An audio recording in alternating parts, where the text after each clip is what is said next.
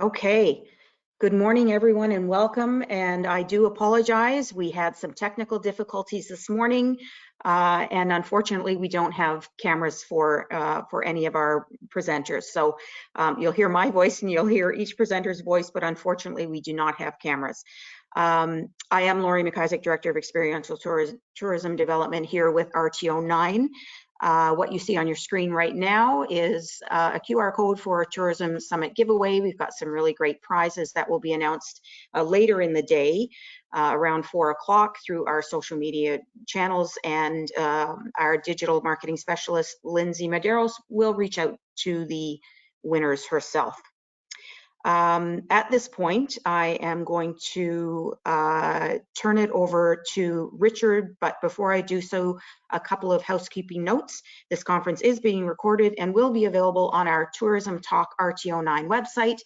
Attendees are in listening mode only and will be encouraged to enter any questions or comments into the question box on your control, into the chat room on your control panel.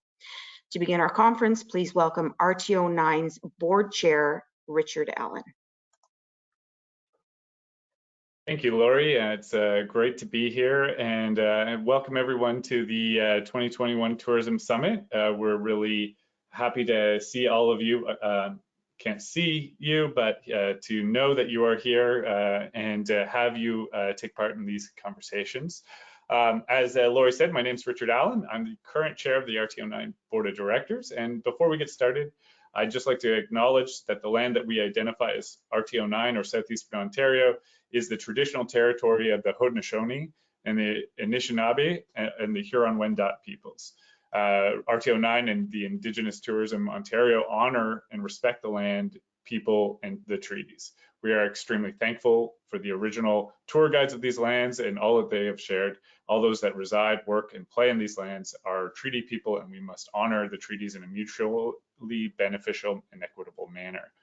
With 1 in 5 Indigenous people in Canada living in Ontario, we believe working together in a mutually beneficial manner will help all Ontarians prosper through joint development of the tourism industry.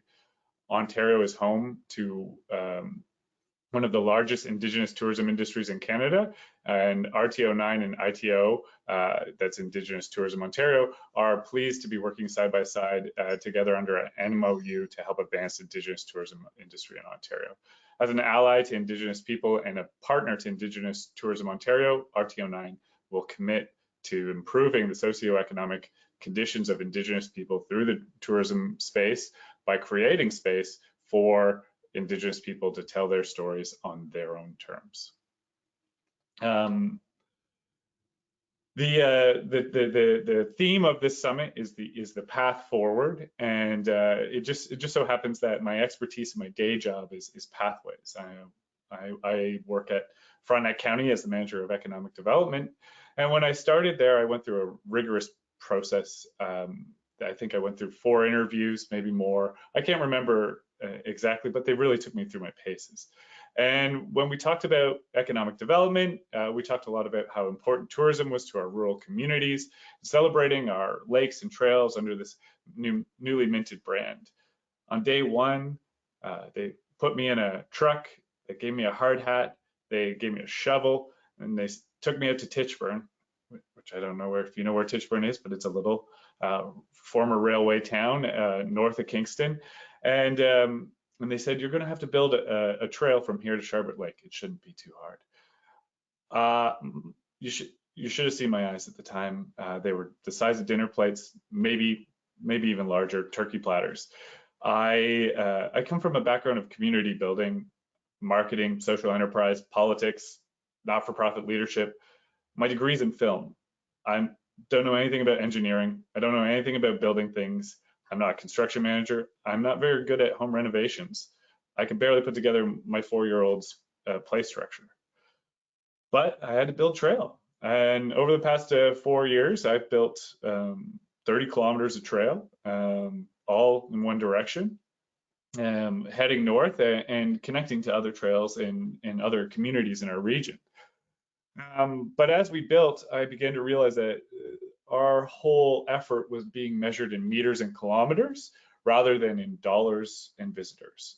Something that the tourism industry understands very clearly, but us as a municipality we were used to, I guess, the ideas of building roads. We would move heaven and earth to push through swamp and place gravel and build this trail, but we did not take the time to connect our communities and our businesses and even the people on the trail to each other. And now that we've forged 70 kilometers of connections with another 20 to be built next year, linking Kingston to Harrowsmith, Verona, Sharbert Lake, as well as 3 other major rail trails that make up part of the Trans-Canada Trail Network, we're going to really focus our efforts on community building. So we're shifting our path focus and our path forward into one of connection, one of building partnerships between what were formerly disconnected communities, whether it's within our county or where our trails reach beyond our county. We're going to need to make sure that we have strong partnerships and linkages, because for the user, for the visitor, they don't see those lines, they don't see those barriers, they just see the experience. And that's what's really important, I think, when we go forward with the trail. When it comes to tourism in general, I think the past 2 years have shown us just how adaptive, resilient, and innovative the tourism industry has been when facing an ever-changing landscape. We've faced everything from lockdowns to closed borders or sudden overwhelming demand whenever the floodgates open.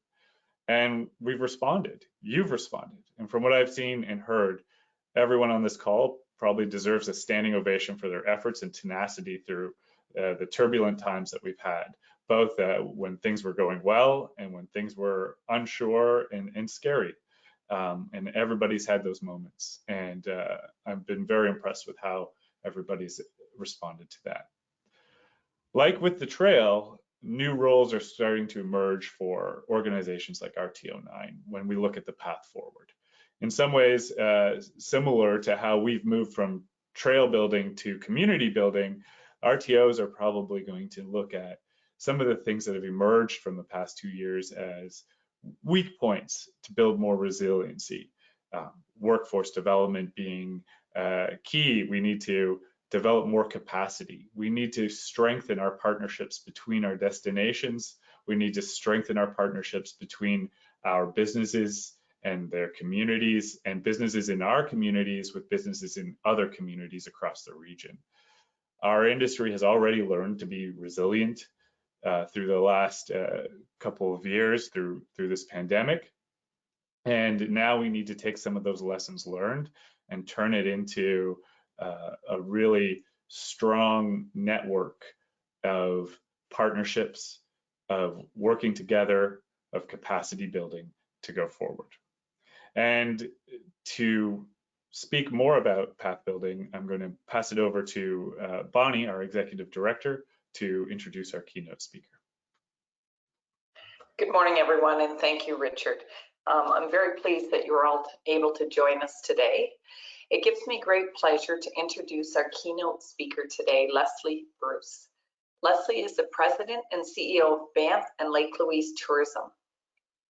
Leslie has led the team at Banff and Lake Louise Tourism for over 6 years as President and CEO, inspiring the world to experience Banff and Lake Louise. The organization is the primary driver of the tourism economy in Banff National Park and succeeds by working collaboratively with members and stakeholders. With almost 20 years of experience in the travel industry, Leslie has a track record of strong leadership, sustainable growth, and innovative use of technology to deliver results. Before joining Banff and Lake Louise, Leslie launched the Canadian division of Spa Finder Wellness 365, adapting the brand and web platform to serve Canadian consumers.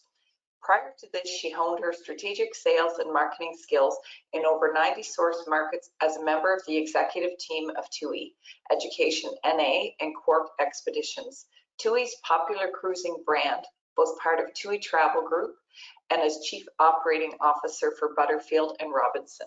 Good morning, Leslie. Good morning, Bonnie, and thank you so much. And I apologize for bouncing around with my screen here. I hope everyone can see the first slide. I will start by thanking you for inviting me to join you today, and also by acknowledging that I'm joining you from the Treaty 7 territory region of Southern Alberta.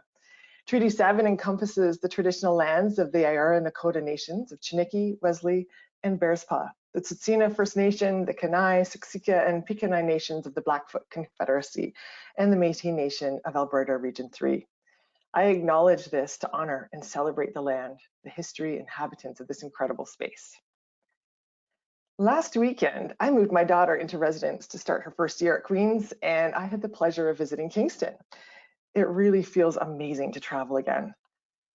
Tasting some newfound freedom, I devoured the Globe and Mail on the front porch of the lovely Rosemount Inn.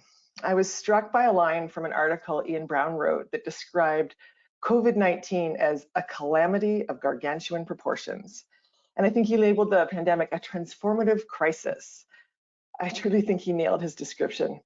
We're experiencing a moment of vast transformation. And although it's really hard to see, there is opportunity amidst this calamity and chaos. We are being forced to work differently with fewer resources and greater competition. And as a passionate advocate for this industry, I believe this is an opportunity and a moment for us to plan and work together to build back. It's in this spirit that I would like to share some of our experiences in Banff and Lake Louise, and I hope that some of these things will be helpful. So to help ground our conversation today, you should really know that Banff National Park is Canada's first and oldest national park. It's also the busiest, and I like to say popular, maybe most popular sounds better than busiest. The town of Banff itself was incorporated and established to welcome visitors to the park. So in order to live in Banff, you actually have to have a need to reside, which really means that you must be employed in Banff to live there. The net result is that we essentially have only one industry that drives our economy, and that is tourism. This brings me to more recent history. During the week of March 16th, 2020, borders were closing all around the world and fear was mounting. Our community of roughly 9,000 people had to furlough over 4,000 people in 1 week.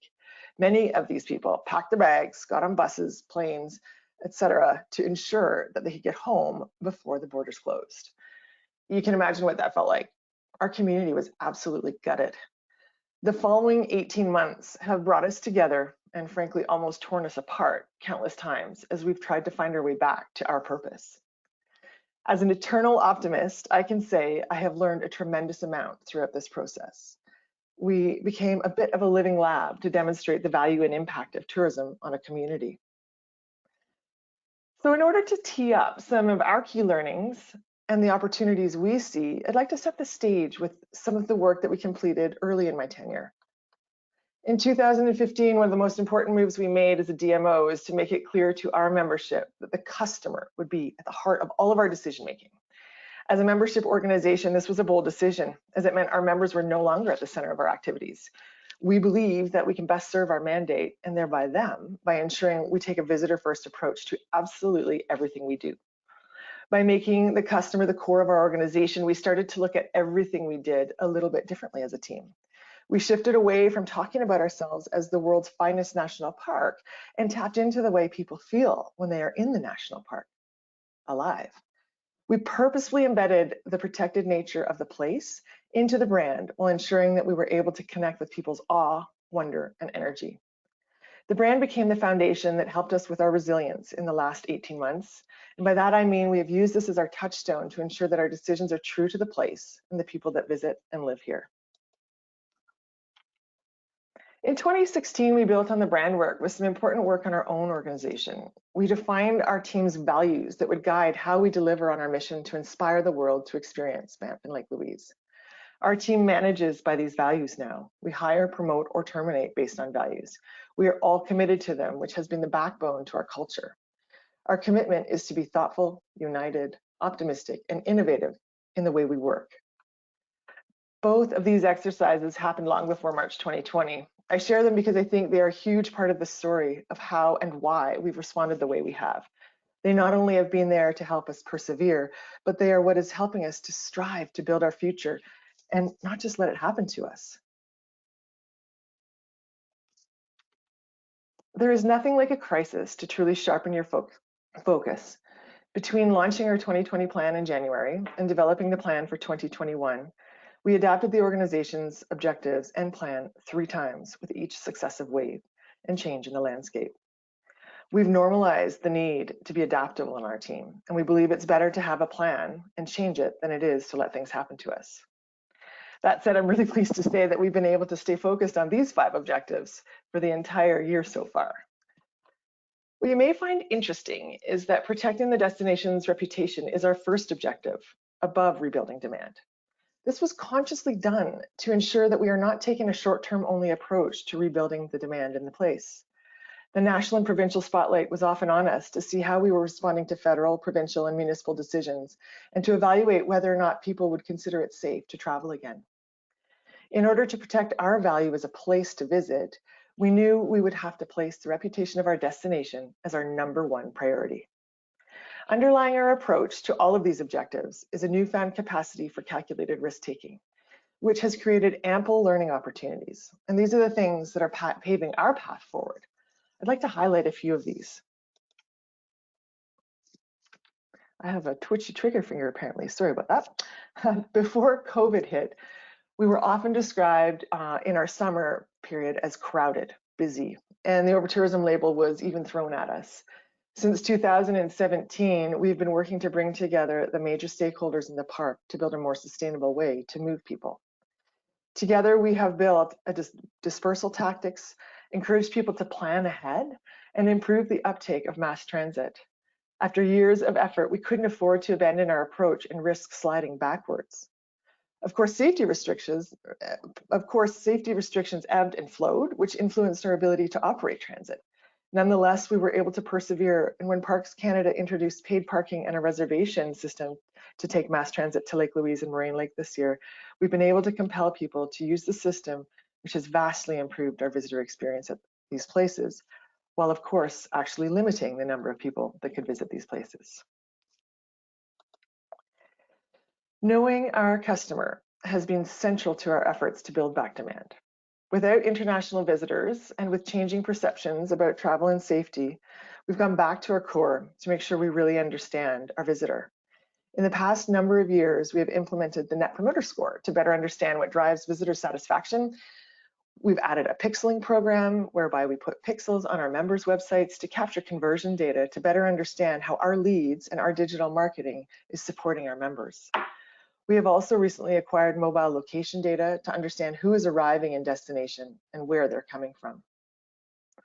Pulling on these sources, we were able then to move the customer through the planning process. And in July, we actually launched a new tool and we've developed a trip planning tool. And this is something that we've done with a clear focus on lengthening stay. The more exciting part of it actually for us is the ability for us to capture data before people are arriving and in their planning phase before they've converted, which is really new and leveraging technology that's been used in other industries for many years. So our first order of business has been to work on lengthening stay. With the understanding that we gathered, it helped us reposition ourselves in the domestic and regional market to get people imagining us as their summer vacation. We also learned that the more people do in destination, the higher their Net Promoter Score is, which leads to better referrals. This gave us license to build content and promote unpaid activities, as they were ultimately there to lead to longer stays, more visitation, and better referrals. Finally, the major changes that happened in our organization as a result of significant downsizing meant that new ways of working and new relationships were formed between colleagues. Our marketing team began leaning on our visitor services team for insights and information. And this has dramatically improved not only our marketing, but our visitor services team's ability to anticipate the questions they would be receiving based on the marketing that's being launched. I think the big takeaway for us is that the traveler needs and wants are constantly changing. And we now have a more dialed approach that will help us adapt as the customer adapts. When Parks Canada shut its visitor service centers, our visitor service team was left without a home to perform their work. Thankfully, we had been testing various ways to connect with consumers before and during their stays. Research from Travel Alberta indicates that 80% of travelers arrive in our place without plans. Although we have been working hard to influence that, we know this means there's a ton of opportunity to influence people when they're in our destination. I had one of those, why didn't I think of this sooner moments? And we moved our visitor services team into our main office with our marketing colleagues. With ample space in our office, the team settled in. And we began focusing on ensuring we were the go-to or trusted source for any information on what was possible in Banff and Lake Louise. Again, focusing on the array from the non-paid activities, the hiking, the biking, all the way through, of course, to the services and activities that our members were offering. In the spirit of being where the visitor is, our visitor service team initially moved completely virtual. And by March of this year, we were doing as many contacts with visitors as we had been doing the year prior, 2 years prior in 2019. And we were doing them all virtually. And finally, we're happy that we've been able to restart our ambassador program. One of the services that our team performs is to help educate new frontline employees on the destination while connecting them with opportunities to experience the park firsthand. We believe that more passion for place can seed more passion for place. And so when we restarted the program after a significant hiatus, we were able to really look at our delivery approach with fresh eyes. Instead of outsourcing this to one facilitator, we are giving our frontline team the opportunity to train their peer group. And they're doing this at various member organizations. This has improved communication between our organization and our member organizations, while also giving credibility to our team and really empowering them and really leading to higher engagement. Necessity is the mother of invention. And so with massive budget cuts and resource shortages, we continue to seek ways to do more with less. And so like many communities, we formed an economic task force. In addition to the immediate benefits of having our municipality and Parks Canada at the table to support economic recovery, this group led to the idea of embarking on a co-developed approach to tourism in the long term. During the course of the year, we expanded this concept to seek alignment and partnership with communities that we have competed with historically. And so this led to a marketing partnership with Jasper, whereby we have engaged a GSA in Australia to help prepare that market and entice them for when the borders open, understanding that it's going to take more than just Banff to draw them across that large trip. And we've also signed on with a shared sales resource with Calgary for our business events business. And this is going to help us stay in the US and work together. Although we compete on some pieces of business, it really is going to help us, we believe, with a larger piece of the pie in growing that pie. And so with that, if we have learned one thing in the last 18 months, it is that planning is hard amidst health concerns, changing restrictions, economic hardships, and countless other things outside of our control. It is so tempting to just throw in the towel and react. That said, we're doing the opposite, and we're going to double down.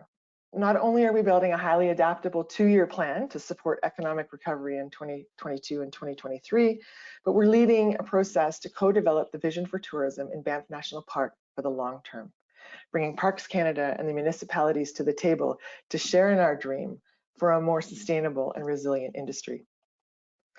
As challenging and frankly horrific as the impacts of COVID-19 have been, it has raised some important questions about what it will mean to be a more resilient community.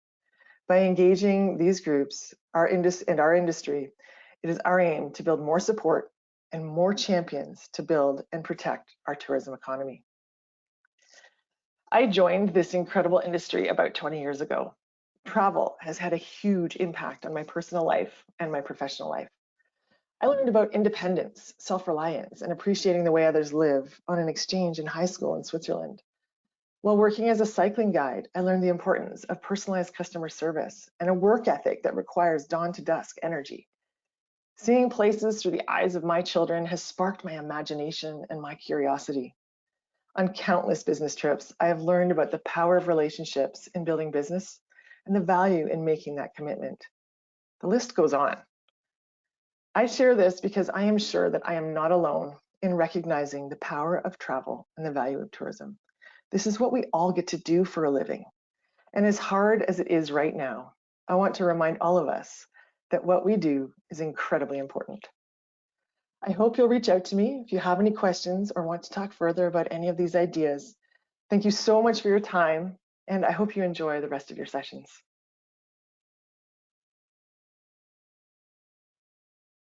Thank you, Leslie. I hope everyone can hear me.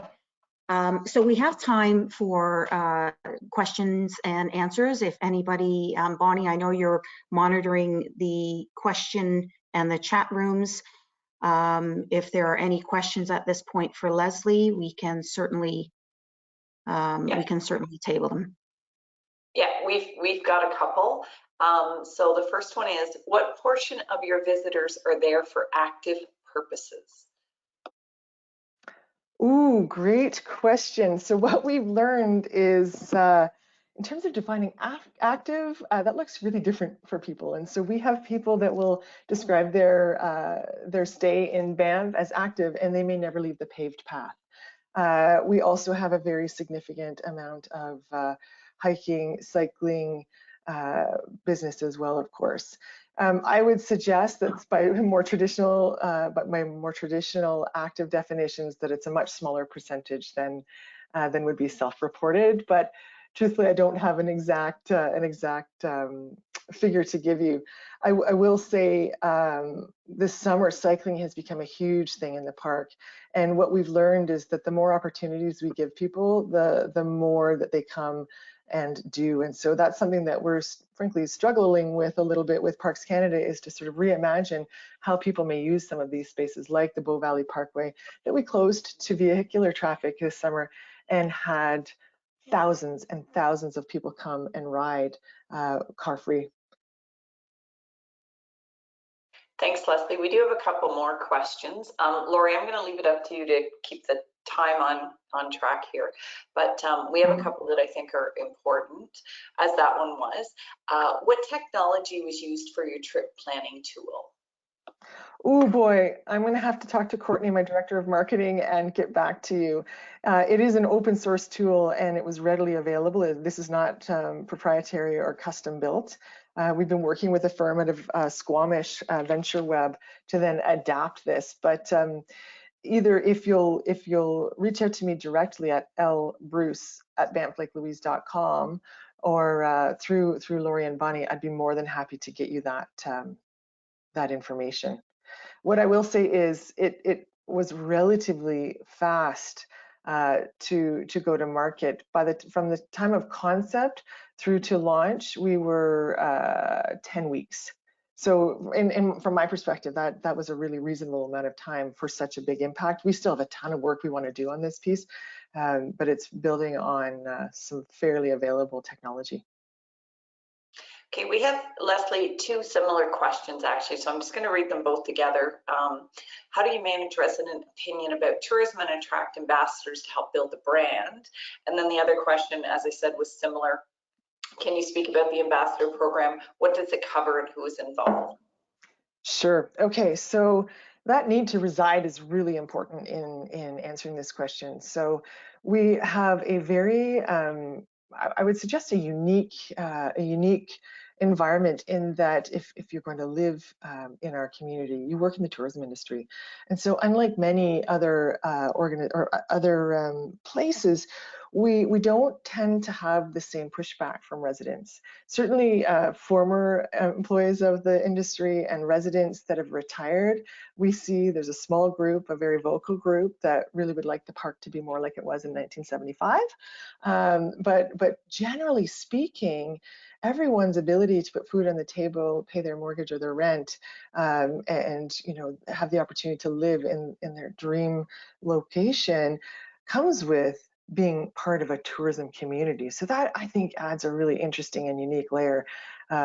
Something we're going to explore through our long-term planning. We've done some survey work in the past with residents, and on the top 5 pros for living in Banff and the top 5 cons for living in Banff all relate to the fact that we live where the world comes to visit.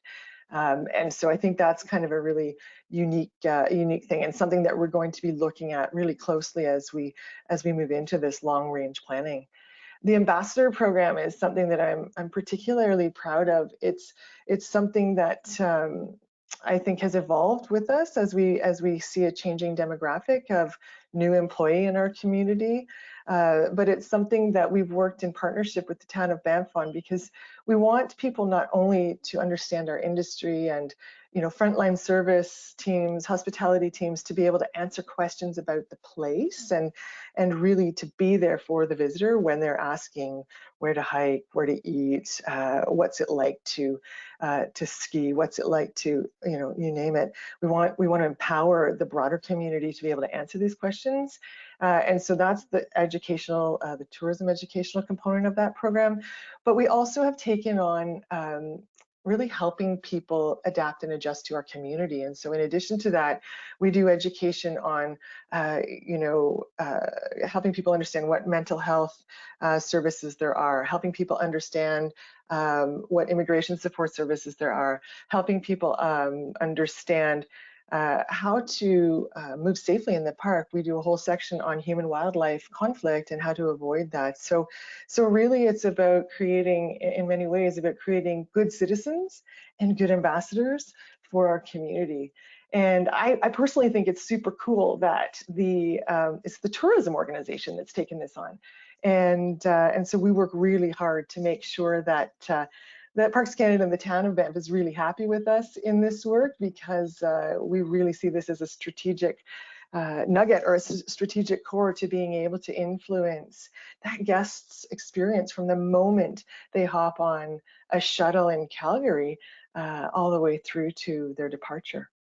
I hope that helps. If there's more, please let me know if there's more needed. No, that was great, Leslie. Thank you. We do have a couple more questions, and then we're probably going to lead into a quick break. Oops, I just lost one of the questions. Can you share how you work with Indigenous groups? Yes, thank you. And so this for us is really a burgeoning area. We're learning a lot here. I would say, frankly, in the first couple of years, we really failed to understand the importance of really solid relationship building. So we have been working on that in a couple of ways with myself and some of my colleagues, but also we've sort of clued into the fact that Parks Canada has a deep and ongoing relationship with the Indigenous communities. In our park, we actually have two treaty groups. I'm currently sitting where the Treaty 7 land acknowledgement, as you heard this morning, but we also have Treaty 8 here as well. And so it's an incredibly complex dynamic in terms of the number of Indigenous groups.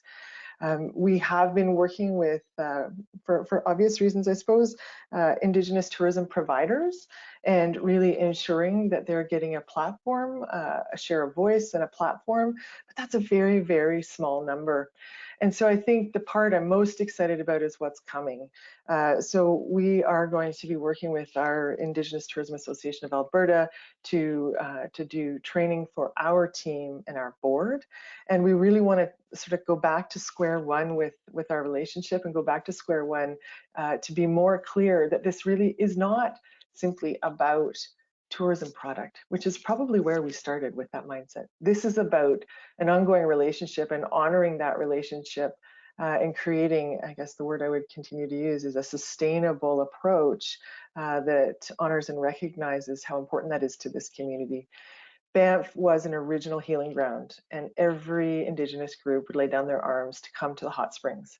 And I think we need to draw on that as a place and really come from that place of peace and I think rejuvenation. Okay, and we have just one more, possibly maybe two. What methods does Banff use to disperse travelers? Maybe I'll caveat that. What methods do we use to try to disperse travelers? This is something that we've been working at. It sort of peaked in 2017 with the free park passes that were given with the sesquicentennial. So we work at both temporal and physical dispersal, so over time and over place. Where I would say we've failed is to move people to different places. Fundamentally, people come to the destination with their key places in mind, and we really have not been successful at dissuading them. And so we realized we should stop that. We've been more successful at convincing people to go at different times, and so we've done that through largely communications. And this is where our plan ahead messaging comes in. We now include plan ahead messaging, specifically in the summer, in everything we do, helping people understand that, you know, by coming to Moraine Lake earlier, for example, you will have more space and more availability of parking, for example. That sort of reached its peak actually last year, and so we were starting to see, instead of people showing up at the Moraine Lake parking lot at 7 in the morning, people started showing up at 3 in the morning, and that doesn't work either. And so really where we're moving with the dispersal now is through a series of experience development opportunities. And so, for example, this summer, you know, of course, like many communities, we built a pedestrian zone, and then we as a tourism bureau extended that with an art trail that would keep people moving outside of that core. And so as long as it was coming into the hub, we were able to disperse people a little bit farther, which definitely did help. So that idea that spoke was connecting to the hub. I think the game changer for us will be, and has been and will be, the evolution we're making with how we move people within the park. And so by tying people's ability to see Lake Louise to a mass transit schedule, and then by taking the next step, which is that you need a reservation to get onto that transit shuttle, we are finding that it's changing people's behavior. It's probably the most significant thing that's changed people's behavior. Even paid parking at the top has not changed people's behavior. And so, yeah, I would say this is an ongoing experiment for us that really at the end of the day is going to be a whole host of things. There is not one, I wish there was, there's not one silver bullet, so to speak. Great, thank you, Leslie. And Lori, I think I'm going to turn it over to you as we head into break now. Leslie, thank you so much. We really appreciate your time today, and hopefully you'll see a nice sunset coming up soon. Sunrise, sorry. Sunrise. Thanks, Bonnie, and thanks to everyone. And please feel free to reach out. I really welcome those connections. Terrific. Thanks so much again, Leslie and Bonnie. Bonnie, we actually don't go to break until 10:40, so you're a little bit ahead of the ball on that one, but thank you. At this point, I'd like to introduce Oliver Martin from 2031. Oliver, I know you've got some slides, and I'm happy to forward those on your behalf, and I am trusting, okay, your microphone is green, so I will hand the floor over to you. Thanks, Laura, and good morning, everyone. And it's always challenging to go after a really awesome dynamic speakers. Leslie, that was really good to hear. We don't do the best job in Canada of learning from our peers. We tend to think of other destinations Canada as our competitors. But really, if anything, COVID has taught us that, you know, we're all in this together, and we can learn so much from other destinations in terms of, you know, things they've done right and things that they haven't done right, and, you know, ways of improving it. And so it's really always good to hear from a different destination in Canada and how they've, you know, navigated their tourism development. Laurie, if you mind just going to the first slide. I'm only going to speak, folks, for about 5 to 6 minutes, really to provide you with a wrap up of where we are in terms of recovery from a numbers perspective. This research draws on RTO9's ongoing program of market research using secondary research sources as well as primary data, research that our firm conducts at the national level and also internationally. We are quite a large provider of primary research on consumers at the international level, and then other secondary data sources from the Pacific Asia Travel Association and Destination Canada. And again, I've tried to make this as specific as possible to Southeastern Ontario to really present a picture on, you know, where we think the market is going and some of the challenges and opportunities that we have ahead. And again, the data sources that I'm drawing on look at Initially last year in April, when COVID was very new to us, then July, when we had a lot of hopes that things were turning a corner and we'd be going back into some level of normalcy in the summer period. And then in the fall, when we had a bit of a, an awakening that, we were going into that a new wave of COVID. And then we've done a look at how this has changed, a year later, again, April 2021, July, and then September data that we just got out of field last year. Laurie, next slide, please. So first and foremost, there is a bit of a bright story. We have finally started seeing the resumption of travel demand. We are now seeing travel demand numbers in Canada and in Ontario back to 2019 numbers. This is pent-up demand. This is people that have been locked up for a concentrated period of time in their homes, their condos, their cottages, and are now looking at trying to get beyond that. They want to travel. However, we have seen a dramatic change in travel behaviors. First and foremost, the motivators now of how people want to travel is really around visiting friends and relatives and this really vested need for relaxation. The influencers on the other side of that equation are friends and relatives. They want to visit friends and relatives, and they're inspired or they're influenced to travel because of friends and relatives. They're also looking to see what destination marketing organizations are saying about their destinations, and really because it's wrapped up in this notion of trust. The path to purchase is very much shortened. We're making short-term decisions, and we are booking directly with operators and via OTAs. And then on the other side of the equation, trips are in small groups or small cohorts, and it's this whole notion of based touring. So I'm going to park myself or my family or my spouse and myself in an Airbnb or in a small hotel in a location, and then I'm going to tour around there. So I'm going to use it as a base of operations to do those kind of short types of trips. Next slide, please, Laurie.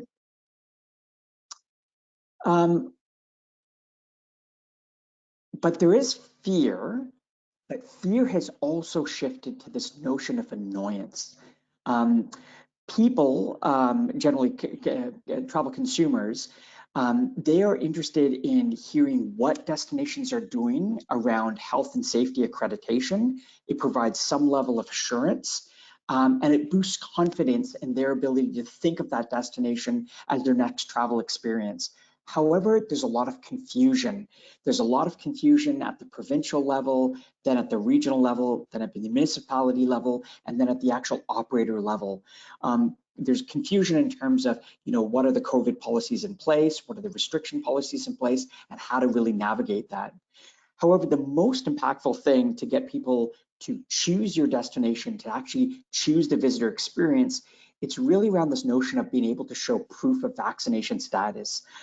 Whereas in in the US, south of the border, vaccination is very much wrapped up in this whole political argument, across, party lines, Republican versus Democrat. In Canada, we take a little bit more of a proactive and more positive impression of the whole notion of vaccination. We know that we need to get vaccinated to protect our families, but also to protect our neighbors. And there's the belief that we need to show this vaccination proof in order to be able to travel.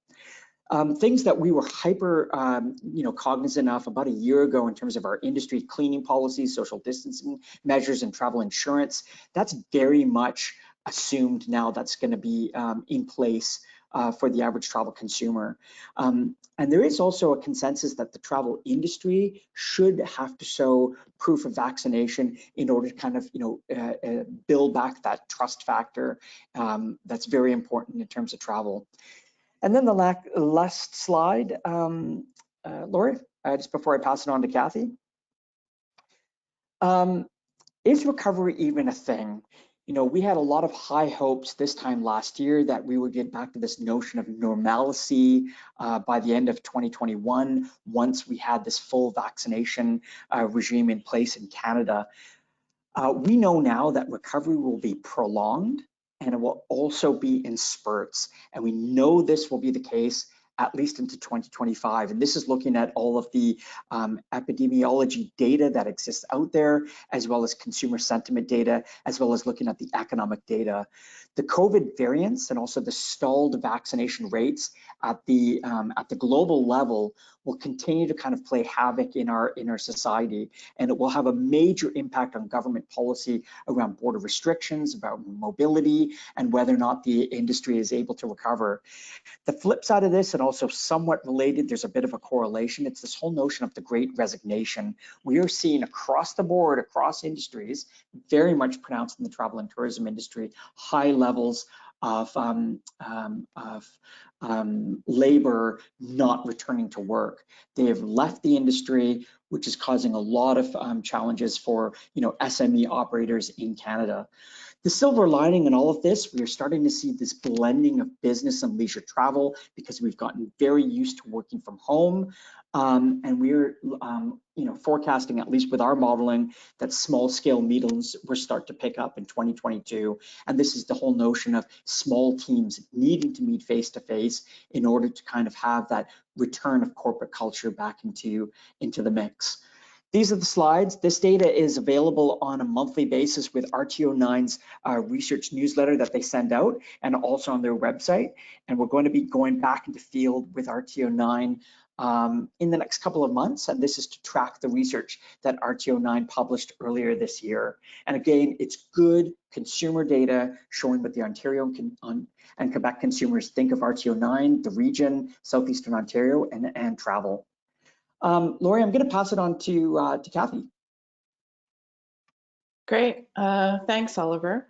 I think that some of the points that you've made, and of course Leslie, I think, was very articulate in some of the changes that have been needed from for tourism operators and destination marketers over the last 80-some weeks. And I think some of those changes are probably going to stick. We've seen operators shifting to new products and looking at new product opportunities or experiential opportunities, a lot of different use of outdoor spaces and animation in cities and towns. And I think those kinds of things are likely to continue, pedestrian malls and outdoor markets. Oliver spoke about the importance of visiting friends and relatives. And so we're seeing, family reunions and almost 2 years of celebrations that are now being able to be held. So be that weddings or funerals or social events or whatever the case may be. So this notion of reconnection and getting back together with friends and family likely will continue for some time. Also, given that, many of us in Canada have relatives and friends outside of our own borders. So those visits and reunions will probably take a few more years to happen. Oliver spoke about the longer stay sort of hub and spoke kind of idea. So I think we're all aware of the proliferation of cottage rental and people staying in one place longer. Obviously lots of camping and outdoor activities, just less touch, more nature. And really, I think in some ways it's been or could potentially be a positive longer term for rural areas and smaller cities and towns because people have had an opportunity to travel closer to home. They have had, obviously in some cases no choice but to travel closer to home. But we know one of the key things that we learned from the research in the spring is that familiarity breeds tourism and breeds visits. So we know that we have been able to attract and show new visitors this year our experiences in the region, and hopefully those things might become more of an annual kind of visit. Basically, the more awareness we can create for the things in our surroundings, the more visits we can generate. Clearly, as Oliver's identified, we're likely looking at domestic travelers as a focus for the next year or two. So again, I think that's an opportunity for repeat visitation and building awareness within our own backyards. One of the other sort of main positives or outcomes of the pandemic was just the focus on local and importance of local. to be a little bit more aware of our own land and where our food comes from, and food security, and supporting local artisans and artists and culture, I think has also risen on people's radar. So there may be some positive lasting impacts. I think Leslie and Oliver both spoke to the importance of sharing and working together. And so today we've invited Wendy and Brett to help kind of share their own stories as operators in Southeastern Ontario. Both have been extremely creative and looking at experiential development within their organizations. And really, we wanted to give them the center stage today. And of course, Brett is used to the center stage. And so I'd like to introduce Wendy Banks. She is the owner of Furnace Falls Farms and Wendy's Country Market in Lyndhurst. Many of you are familiar with Wendy and her incredible contribution to the culinary scene in the region. This year, Wendy received partnership funding through RTO9 to help create an overnight farm experience that included campfire cooking lessons, kayaking, and foraging in the forest. Further to that project, she had a booming business for weddings until the pandemic, so needed to look at ways, obviously, of new revenue streams and ways to keep customers coming to the farm. So she quickly was able to pivot to provide take-home farm-cooked meals, where she would previously have had on-site meals, sharing meals and that kind of thing. She was able to do a takeout version of that, featuring locally made items, which helped her fellow makers and farmers around the region, focusing on farm fresh produce, plants, and flowers for locals to pick up. Wendy is going to speak to us today. We're going to ask some questions about her new direction, so away from the larger group weddings and more about creating experiences about a true farm shopping experience, a welcoming family experience where kids can interact with farm animals and really see an active farm in progress. We also are joined this morning by Brett Christopher, who is the Managing Artistic Director of the Thousand Islands Playhouse in Gananoque. Brett also received partnership funding through RTO9 this year to help manage social distancing protocols for theater attendees and also temporary outdoor lobby tents. So Brett will be able to give us some thoughts on how he was able to manage those health and safety restrictions as the ongoing changing health and safety restrictions.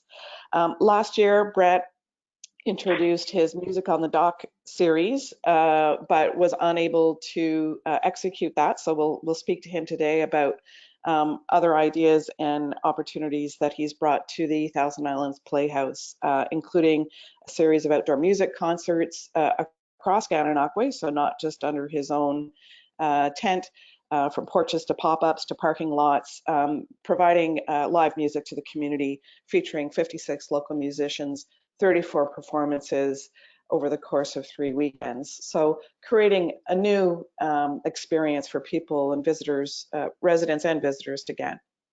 So welcome, Wendy and Brett. Thank you. And I believe we will be having an opportunity for some questions. So I think Bonnie is going to monitor the chat line for that.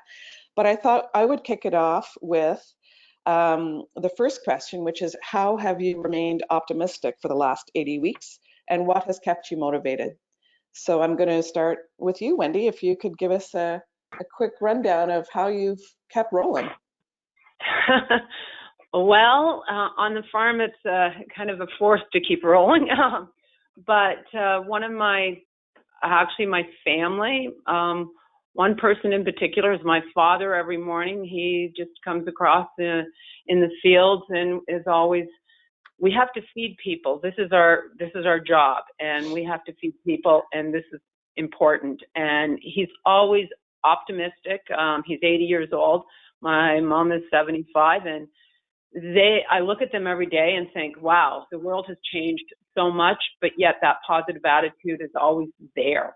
Then the other is our customers that come in, and through the pandemic, Having the positive end, which is our end, and receiving our customers, I felt that that's something that through everything, they need a little bit of positive notes, especially the ones that are coming in with small kids. The kids get to run around, check out the animals, be more in nature. That positive attitude for me has just being reflective on them. I feel that just gives that little sense of hope every day, which we have all needed. And the other is the fact that we work with approximately 70 other producers. I feel partially it's my responsibility to be able to help and keep that flow going through all of this. I mean, a lot of the producers were delivering to restaurants. Of course, restaurants were extremely hit hard. The producers are still needing to look at a viable source of getting their product out, making a living, and the sustainability of small communities. I mean, we look through the pandemic and think, you know what, having all of these small communities being vibrant and keeping going are going to keep all of us going in the end. And that's my motivation every day.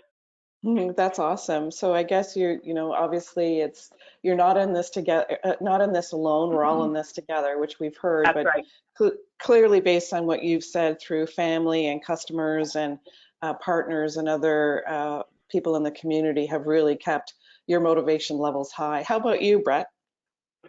Well, it's funny because theater people are sort of tailor-made for a moment like this. We're painfully present focused. So good on drama. Yeah. When the drama hits, we're happy. No, not necessarily, but it is. I mean, that's the training of a performer, is to be actually in the moment, as they say, to be very present.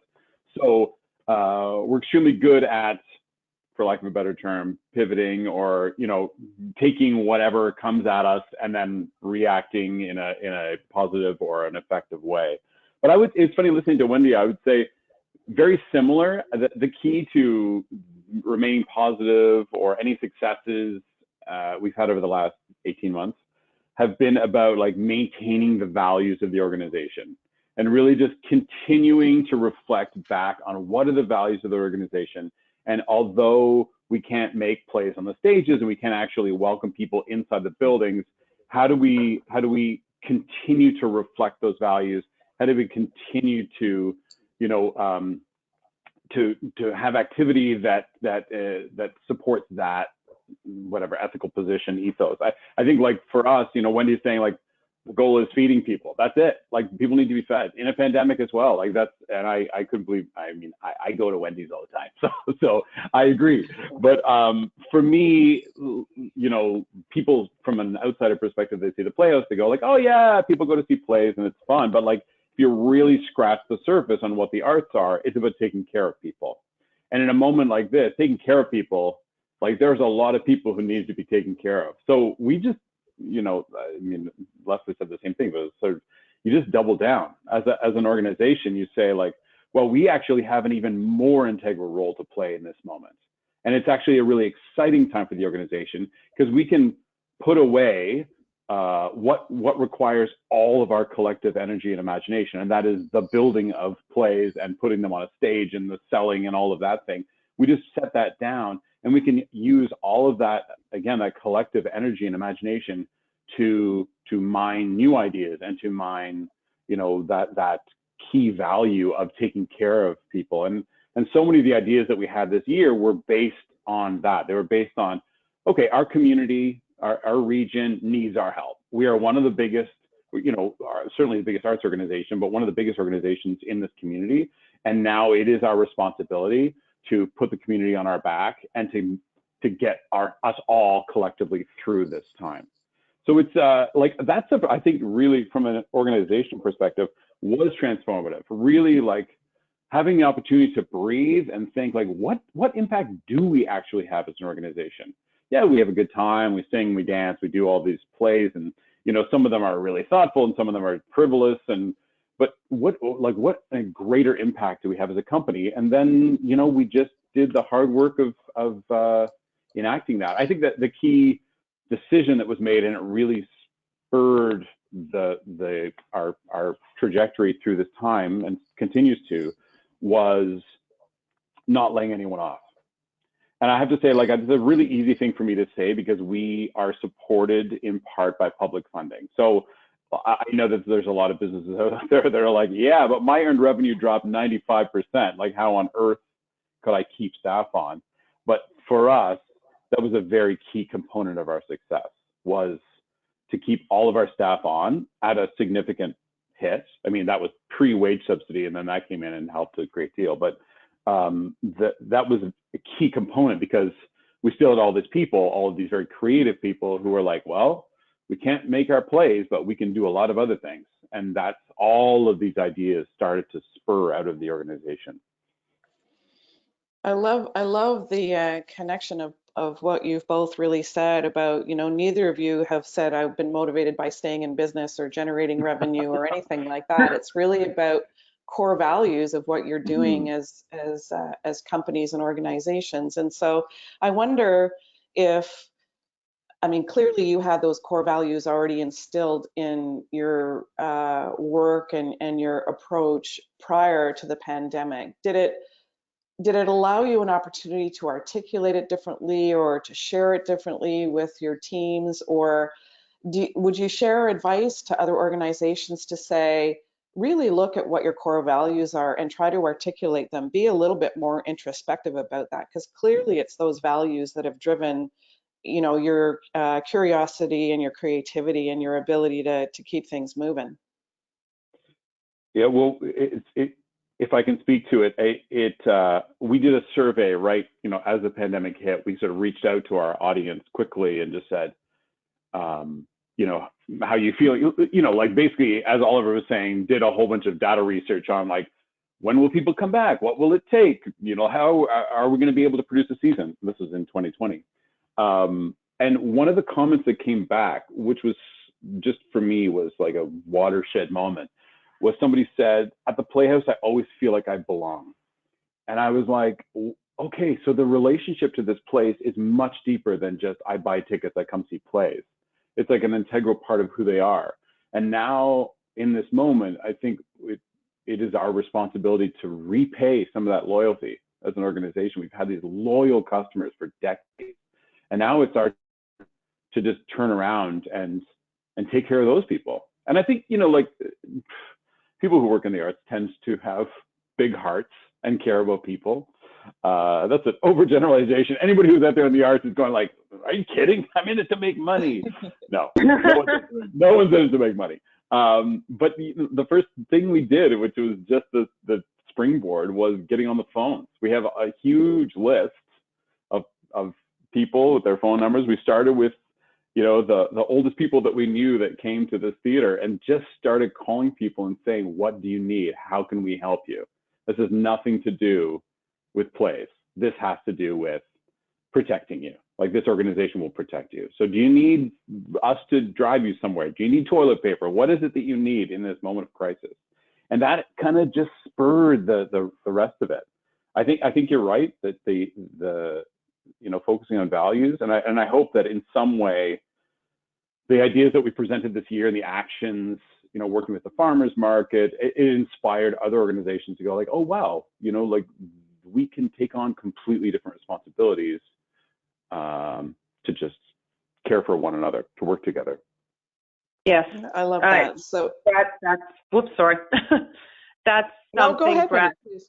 that definitely, I mean, you have been a huge part of community. And again, that's something we always talk about, but how important the community around you and the people who are around you supporting each other, that's, as a business person, that's what makes your business, but that's what also keeps the business, because it keeps the community. It's all intertwined. And I think, if anything, that's something that we all need to look at, is kind of outside ourselves. what is important. I mean, when you were talking about your staff and not laying anybody off, I had to laugh because we had to turn around and shut down basically Furnace Falls, and the pandemic hit, and my chef and my sous chef who were there 24/7, and they were like, okay, so Wendy laid us off for a week, and then all of a sudden phones us back up. So I have an idea. She goes, we were looking forward to a little bit more relaxation, but it was like the turnover was a week, and they're going, so I guess that, mini vacay is not happening. But I kept thinking, you know what, this is something I need to do. I need to make sure that everybody, has still got a piece in it. And I think our pieces in it, it's not, the whole picture is not about ourselves. The whole picture is about each other. Mm-hmm. Amazing. Yeah, I know, we as an organization have always, let me say, struggled a little bit, or had a sort of on again love affair with the community, because we tend to be tourism based audience, or like regional versus local. And so it actually was a great opportunity to just remind people that the Playhouse, remind the kind of 5,000 people locally that the Playhouse can actually play a really important role in their life. And it doesn't have to be about, where's my $45 so that you can come see a play. It actually can be a totally separate relationship. That we can have a real integral role in the community that is not just about putting on plays and putting people into restaurants and in the area. Yeah, that's awesome. So you've really, in some ways, been able to demonstrate your commitment to community, and as you've suggested, just how you care for others as part of the pandemic. Brett, you talked about customer interaction, and I'm just wondering if both of you could speak a little bit about what kind of changes you've seen in customers over the last year and a half. And is it a blend of old and new? Are you seeing new faces? What kind of feedback have you received? Just to get a sense of who you've been taking care of. Who do you want to go first? You can go first, Wendy. Okay. In the beginning of the pandemic, when it was really lockdown time, we saw we had done online orders at the market, and we were seeing a huge surge of very localized people.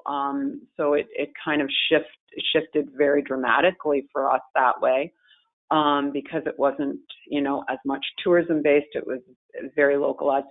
As the year changed, and people again were moving back to their cottages, and it kind of then was a blend, because it wasn't that we were having Americans coming up to their cottages, but it was again local people who were either using their cottages a little bit more because they moved there because they were working from their cottage, a lot of people. So we saw that change. I would say this, from spring, the surge of young people with young kids that have moved from Toronto or moved, it has been dramatic. I mean, to the point where every day we're at the end of the day looking and going, wow, I can't believe how many people have, taken up residence, young people, to the point where one of the local little schools had 64 new kids enrolled.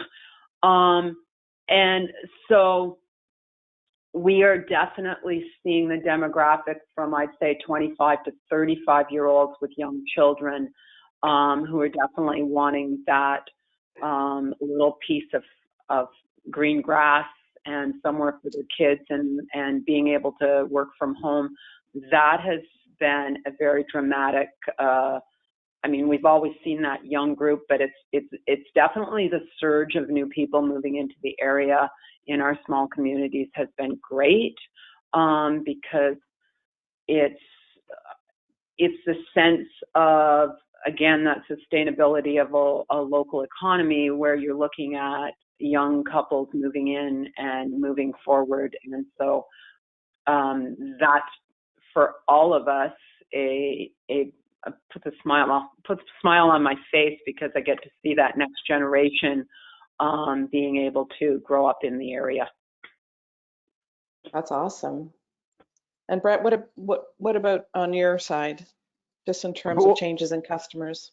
Yeah, well, this year is obviously has been really strange. Normally we have 500 people at night come to the theater, and we now have designed, as you said, with outdoor lobby tents and protocols, et cetera. We've designed a way to have 50 people in the building. So, significantly fewer customers, but it was the way we did it this year, and we're one of the first in the country to go this route, is to actually offer hybrid presentation models. So we have the in-person, but I knew going in, normally you sell 50,000 tickets. And this year we only literally have, like this summer, fall, we were only going to have 6,000 tickets available. So, with just our core subscribers, we were going to have that accomplished immediately. So we went to a hybrid model where we invested a whole bunch of live streaming technology, 4-camera technology, and every production is actually streamed at the same time as it is done live. So there are actually 4 events each production. So over the course of the year, I think we have 18 live stream productions. So we've actually found we have this brand new audience that isn't within the region because they're watching it on TV. I don't necessarily want to be a TV producer. Live events is my bread and butter, but it actually has created an interest in this organization beyond the region. And that, from a tourism perspective, that's, in this moment, that's the golden chalice for me, the fact that we can interest people in our work, and they can go, I assumed in a town of 5,000 people, there wouldn't be quality theater production, but I'm watching this work and I'm thinking, oh my gosh, this is something I would see in downtown Toronto or downtown Montreal or Vancouver, New York. So I really want to go there and visit that rural venue that creates high level production. So in a way, it's created that desire out there beyond the 150 kilometer radius. And I'm excited to see what happens over the next 18 months and whether or not we see a lot of those people coming into the community and a lot of new faces coming to the theater. Yeah, I mean, it's really like the borders have been erased in some ways, I guess, as it relates to virtual audiences. How did you attract those people? Was it all through digital, or how did you get those viewers? Sometimes it's people that have moved away from the region, so they already know of the company. But with the database and with social media, we've just been pushing that live stream option into the kind of bigger urban centers, and we've seen a huge uptake in that audience. Well, by the sounds of it, you're going to get a whole new cohort of out of towners coming next summer, and then they're going to move here. That's the goal, based on what Wendy was saying. So yeah, I mean, I guess there likely will be some legacy of the pandemic as it relates to from larger centers and looking at, as you say, Wendy, a piece of their own grass, just to, affordability of housing and a simpler, get it back to basics and give their families and their children maybe a different view of the world, maybe a little bit more from the land kind of thing. In terms of the actual experiences that you built this year, maybe if you both could give just a few minutes, sort of like I did it in your intro, just sort of how you pivoted from one thing to the other. But if you were to do it all again, Wendy, what worked, what didn't, and what's next? Well, with the one thing that we noticed in the last couple of years is with our 2 businesses was trying to work with a little more cohesiveness, and actually now with staffing issues like summer staffing and it becoming a little bit harder, I wanted to integrate both of the businesses a little bit closer together. So doing the adventure package, it was it worked well under COVID restrictions because you were also dealing with a group of people that were within themselves that we could do. So no matter what the COVID regulations are, backwards, forward, we're able to actually do that adventure package, and they get to see, you know, go out with someone, a guide, do the nature packages. A few years ago, we have a farm and forest school program that we work with the kids, and we had all these adults saying, well, we want to have the daytime farm and forest school for families or adults, and that's kind of where this came from. It is something that we can really build on. So it used to be that we would do cooking classes and we would do them in the house. During COVID restrictions, we have commercial kitchens that we've built outside of the house. But what we did this summer to actually go with this adventure package is in one of our grain silos outside.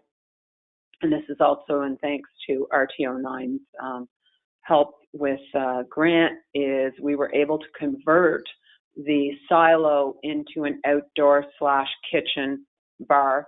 But the kitchen works really well because it is outside, and it allows us to do these adventure packages, again, socially distanced, but outside. So we've really kind of expanded on that experience with families, our gardens, and cooking. So we've changed our cooking classes, which are farm to table, into the adventure packages, and made it so that, again, with our vegetables and things in the garden, they get to help pick them this time, and they get to do things a little bit differently outside. I actually am glad we changed, and I mean, we're still doing some of the weddings in very restricted form, but I definitely see going forward with the adventure packages, we can expand on that with doing, in the future, they can do ones in the springtime with, okay, they can learn how to start their seeds as a group coming in.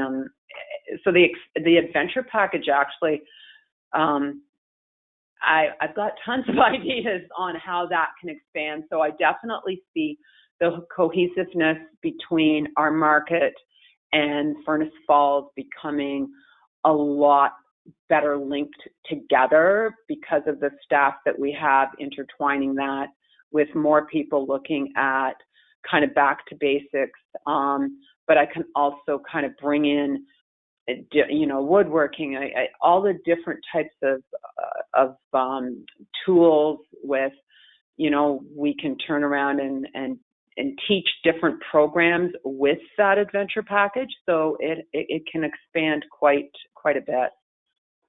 That's awesome. And the notion of education, I think, is key there too, and quite unique to what you're doing, which is awesome.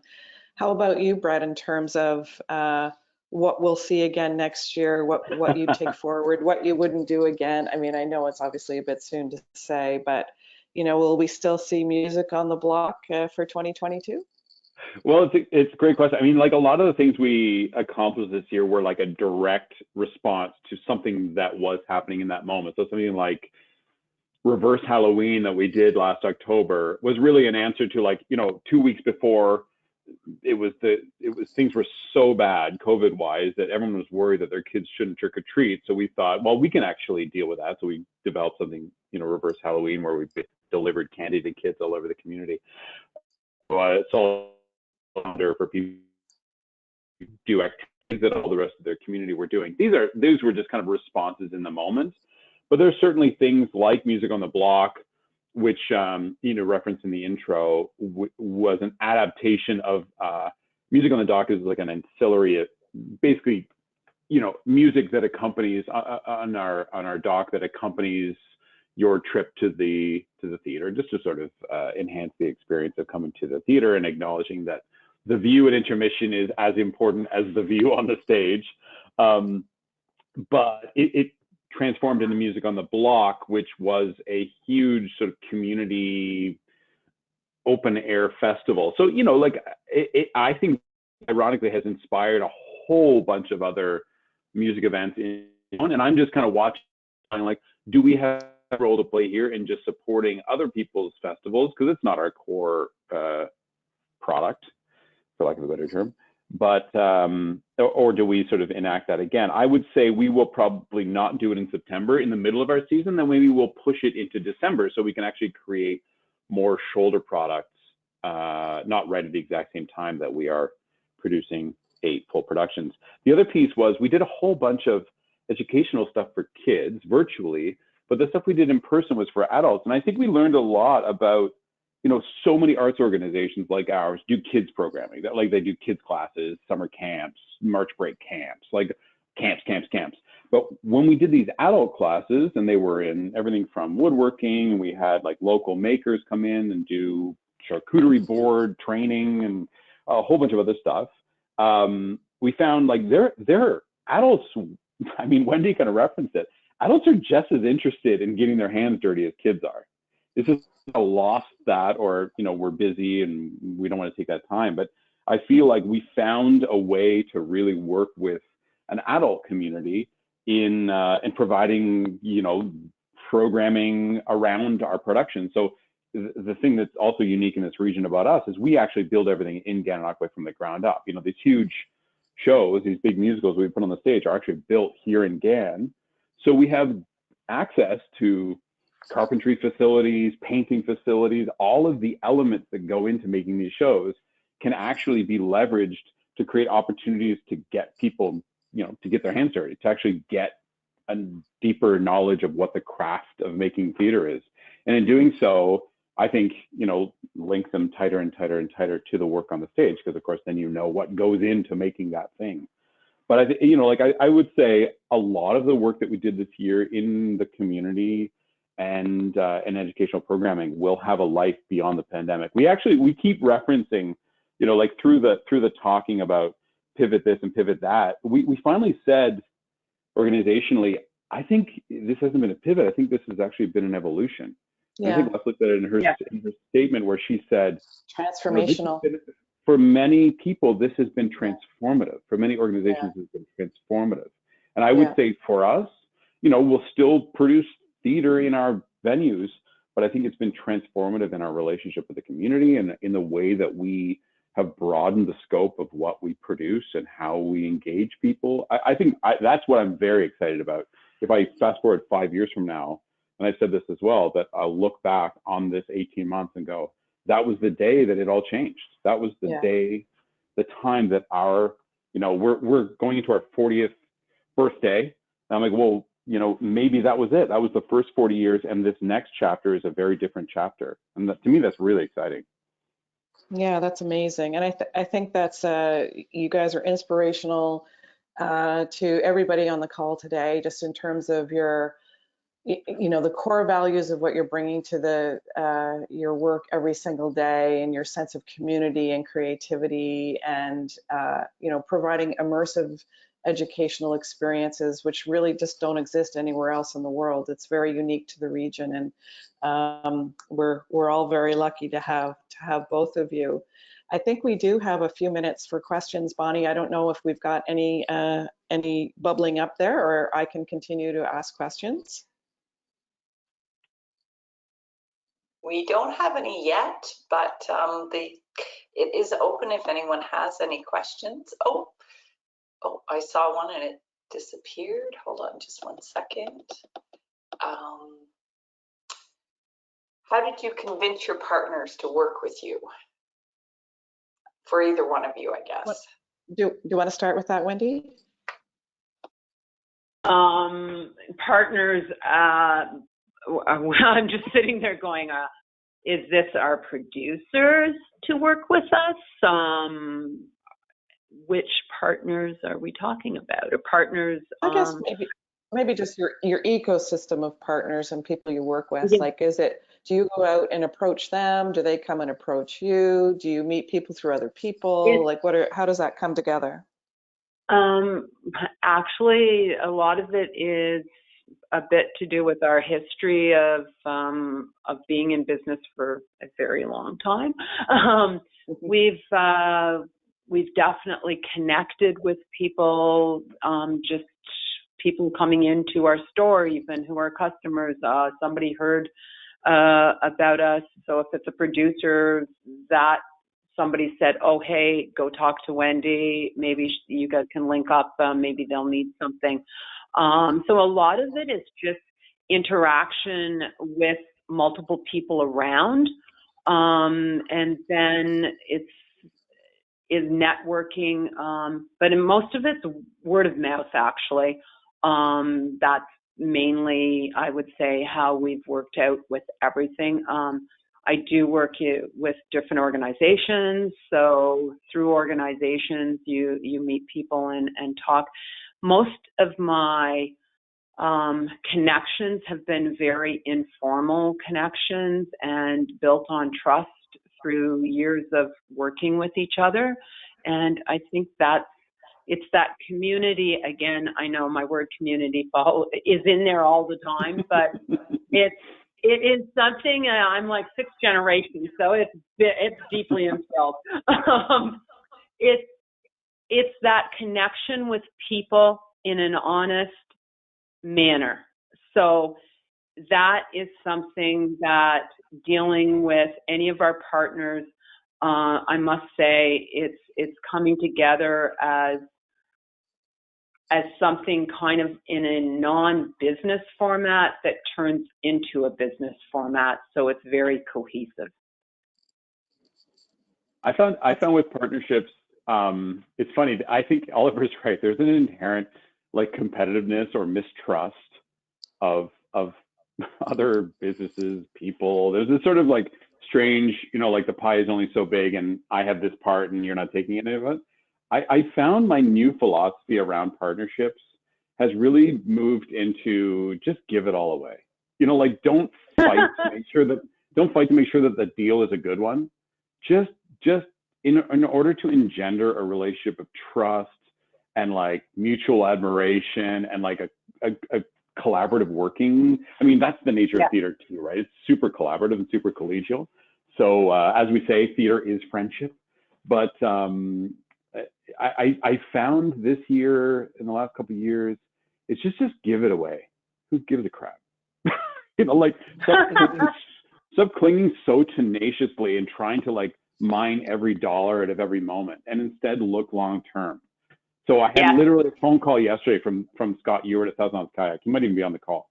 And he's like, I'm screwed. I just got a whole bunch of kayaks in that were supposed to be delivered in the spring, like retail stuff that I need to sell. I have no place to put them. Do you have any space that I can rent? And I was like, I got lots of space that you can have. You don't need to rent it. This is something we just need to solve this.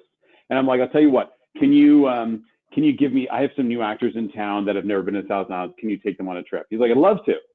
In doing so, it's just like, it's just work together. Like, don't worry about getting screwed, like getting a raw deal, and it was the same with the farmers market. Like I referenced in last year, they came to me, they couldn't produce the market in Town Park. They came to us and they're like, do you have any solutions? And we're like, yes, we have an empty theater. Let's just use it as a depot every Thursday for all the farmers. We'll do curbside pickup. Like we worked out a plan. There was no rent. It was just like, this is an important thing in our community. We believe in it, and we're going to leverage the resources we have to make sure that it exists and continues to exist. Brett, that was brilliant, by the way. Brilliant. Oh, thank you. I just think that, like, maybe not clinging so tightly to the things that you have, and instead being very open to sharing. I love that, Brad. And I think we're starting to see that. Well, even Leslie spoke about that. They're partnering with Calgary now. Like 2 years ago, that would never have happened, right? They never would have said, let's work together to attract, business meetings or whatever the case may be. We're seeing Ottawa, Montreal, and Toronto for the first time ever working together on a program this year. And so, I think those are more DMO specific, but I think if you take the heart of what you're talking about in terms of partnerships and looking at things differently, and I love the giving it all away and being willing to do that to build trust and future relationship, I think we can all learn from that. I think that's fabulous. It's that sort of barn raising philosophy, right? In communities where you sort of like, someone needs help. And if you have helped people along the way for years and years and years, they will come to your need. They will come to your help. I think that that's like, at some point, everyone's going to need a hand. And I think you just invest yourself over the years. And eventually, when you need that help, everyone will be there. Yeah, and just a true commitment to community, just amazing. I think we're actually getting close to break time. Bonnie, were there any other questions? Yeah, we have a couple more that I think are important, Okay. so I like to get to them, and I won't jump us to break again too soon. Thank you, Lori, for reminding me I was an hour ahead of myself. How can the tourism sector help advocate for live arts to get the same kind of government exemptions as exist for live sporting events?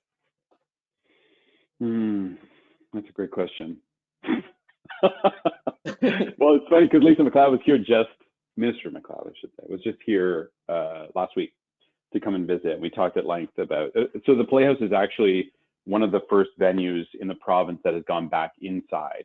We're one of the only, I think Shaw Festival and us right now are the only two in the province that are actually producing theater inside the building. So, you know, we found a way, and like kudos to Lori and Bonnie and the team at RTO9. They paid for a significant portion of our outdoor lobby so that we could ensure that people were outdoors for as long as possible before going into the venue. The contract I feel we make with our customer is as much about safety as it is about like quality of product. And so we could have increased. We made a contract. We started selling tickets to only have 50 people in the building. The game changed a little bit, as it has been over the last 18 months. We could have gone up to 50% of capacity, which was 75.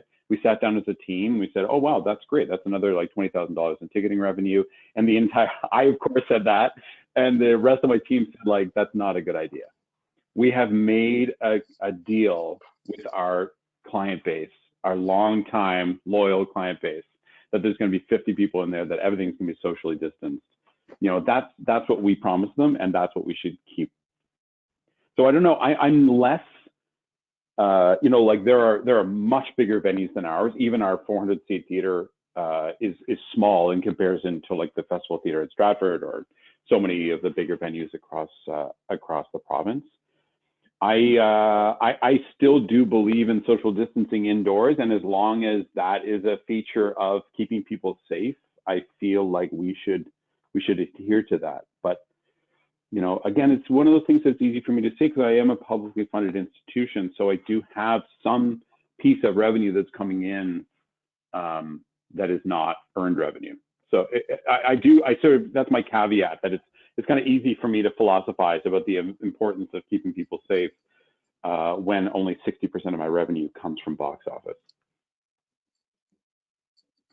Okay, now we do have another good question here. So just in terms of your presentations, it sounds like you've gotten sort of back to some basics of talking on the phone. So do you feel that social media has played less of a role, and what do you see for the future moving into 2022 in terms of communication? Wendy, that's you. Yeah, I think with the social media, actually, our Facebook end of social media has definitely kept people up to date. We've actually used more on Facebook of what's available on the market end of things, so the farmers market, especially this summer, because my father, and wanting to make sure everybody had good deals on food and their freezers full for the winter, had constantly been doing grandpa's specials. And we use that social media on Facebook and Instagram to post pictures of our food on a regular basis. So that actually we were definitely seeing with our group of people who were checking every week, like literally every week, to see what specials we were putting on. We've definitely had a lot of talk from a lot of our customers on the Furnace Falls end of things on when we're going to be able to to do the farm and forest school and letting them know about the kids programs or letting them know about any programs that we will be using.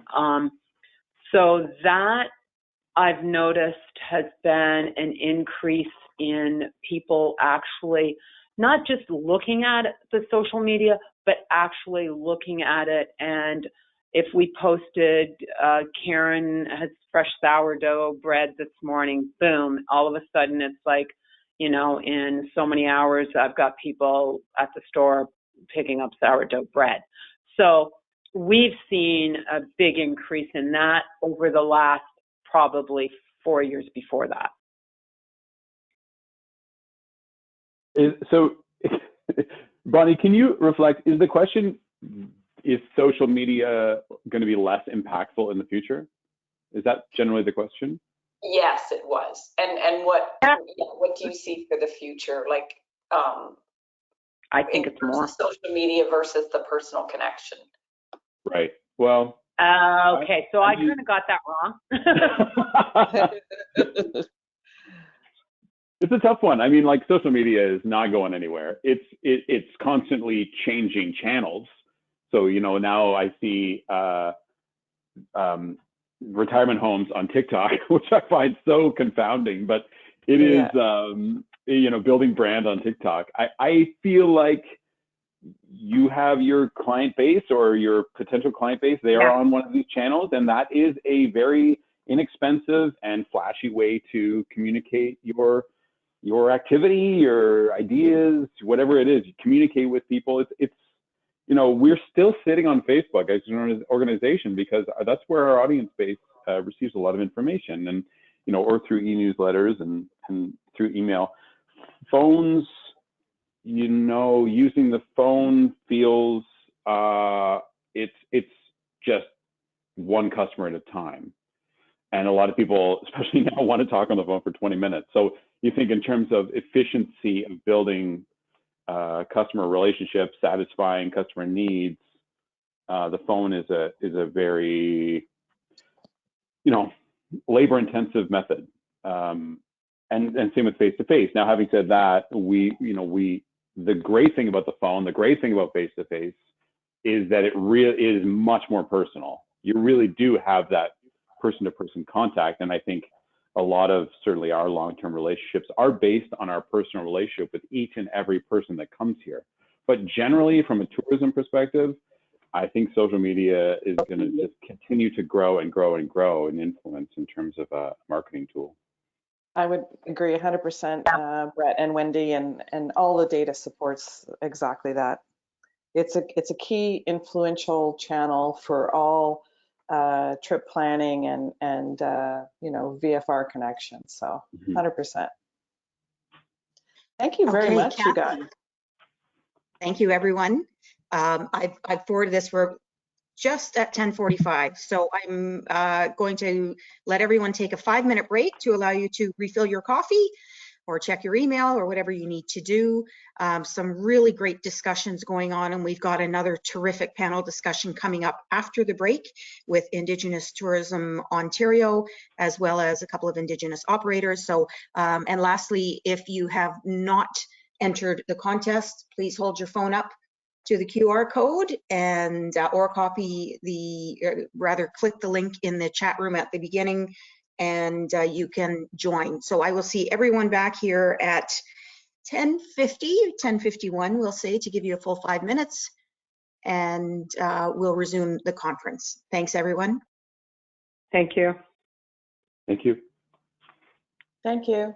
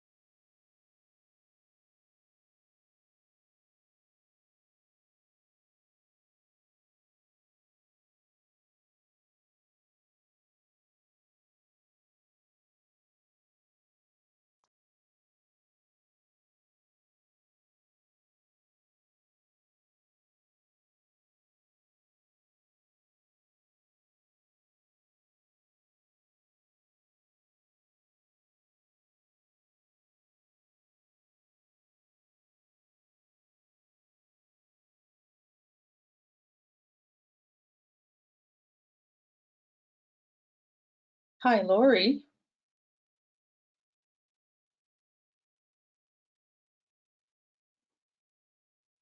Yes. It's Paula. I just want to make sure to let you know that I'm here. Thanks, Paula. Okay, so I'm just going to do a little tweaking in the background and turn my microphone off so no one can hear what we're talking about.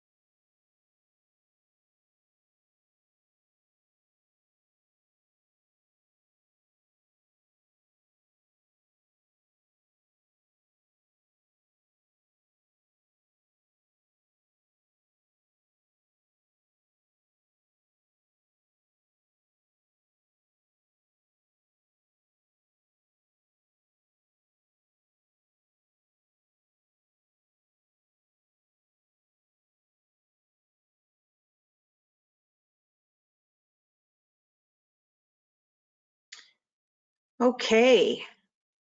Hoping everyone can hear me.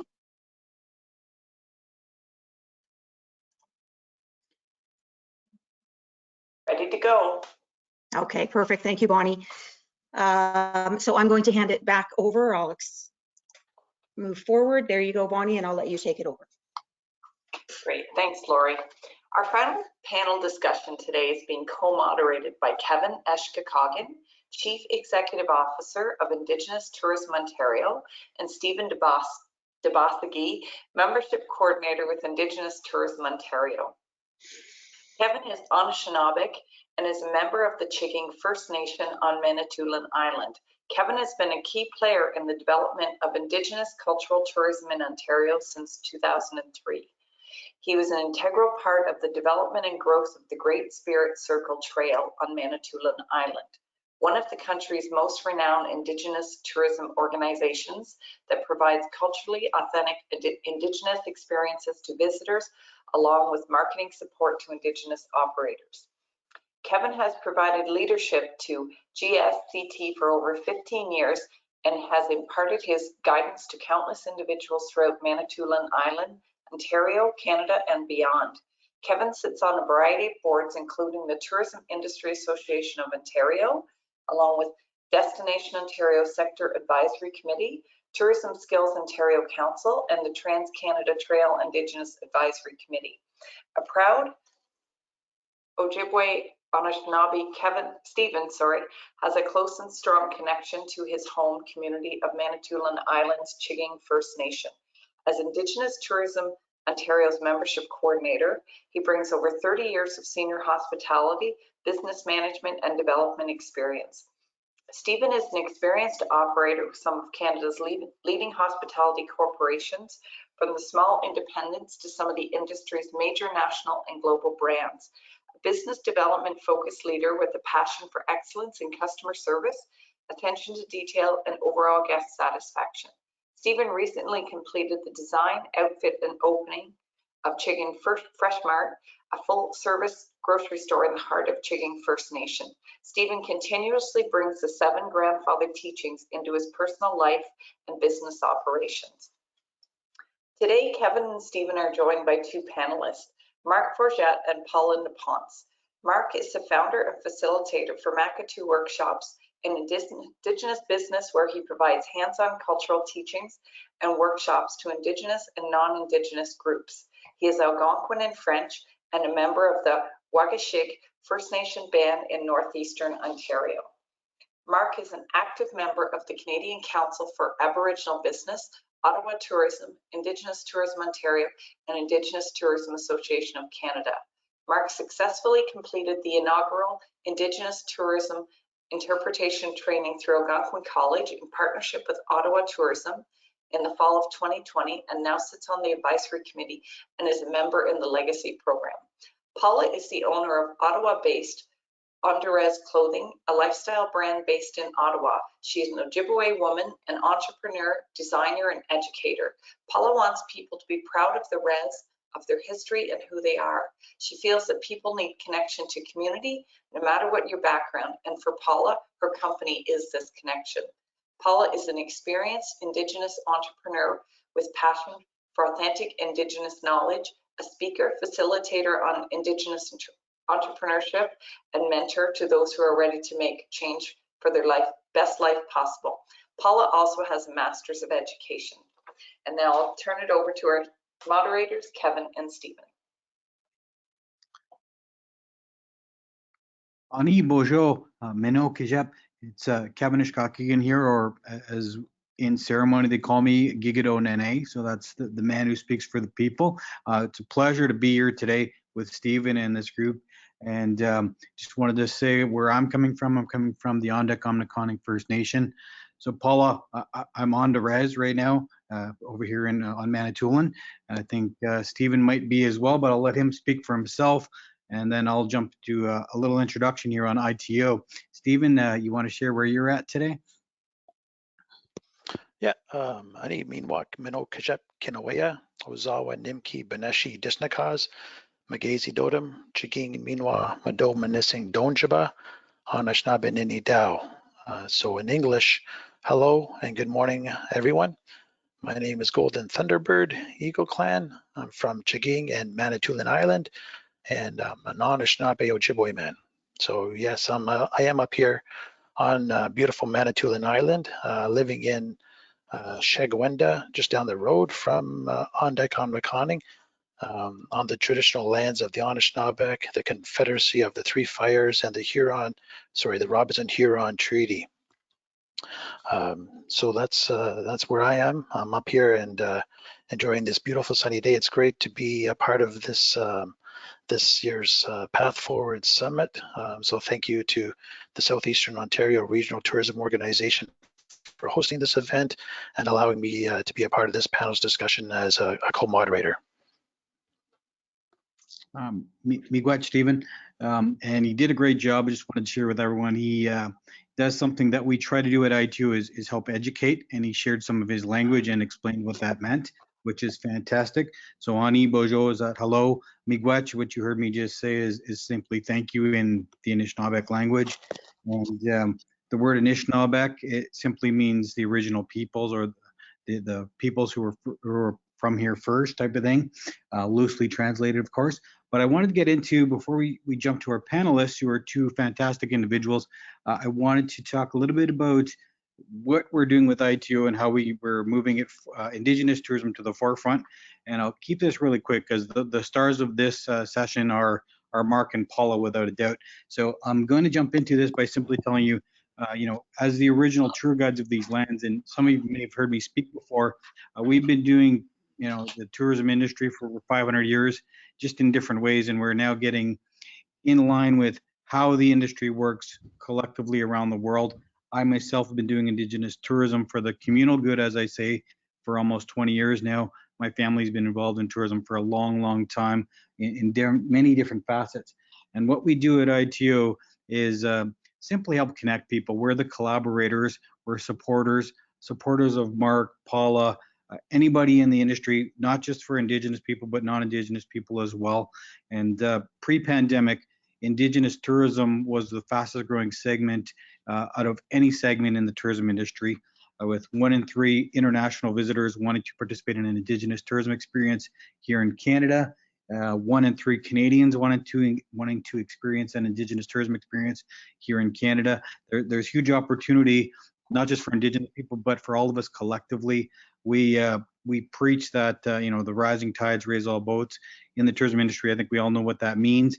With us, we help connect people at ITO, and what happens is, we don't think that we can do it all, and we're not trying to displace anybody in this whole process. We look at the tourism industry as the tourism family collectively, and we look out for the communal good, and we got to work with everyone and collaborate together to truly benefit from these great lands that we live on.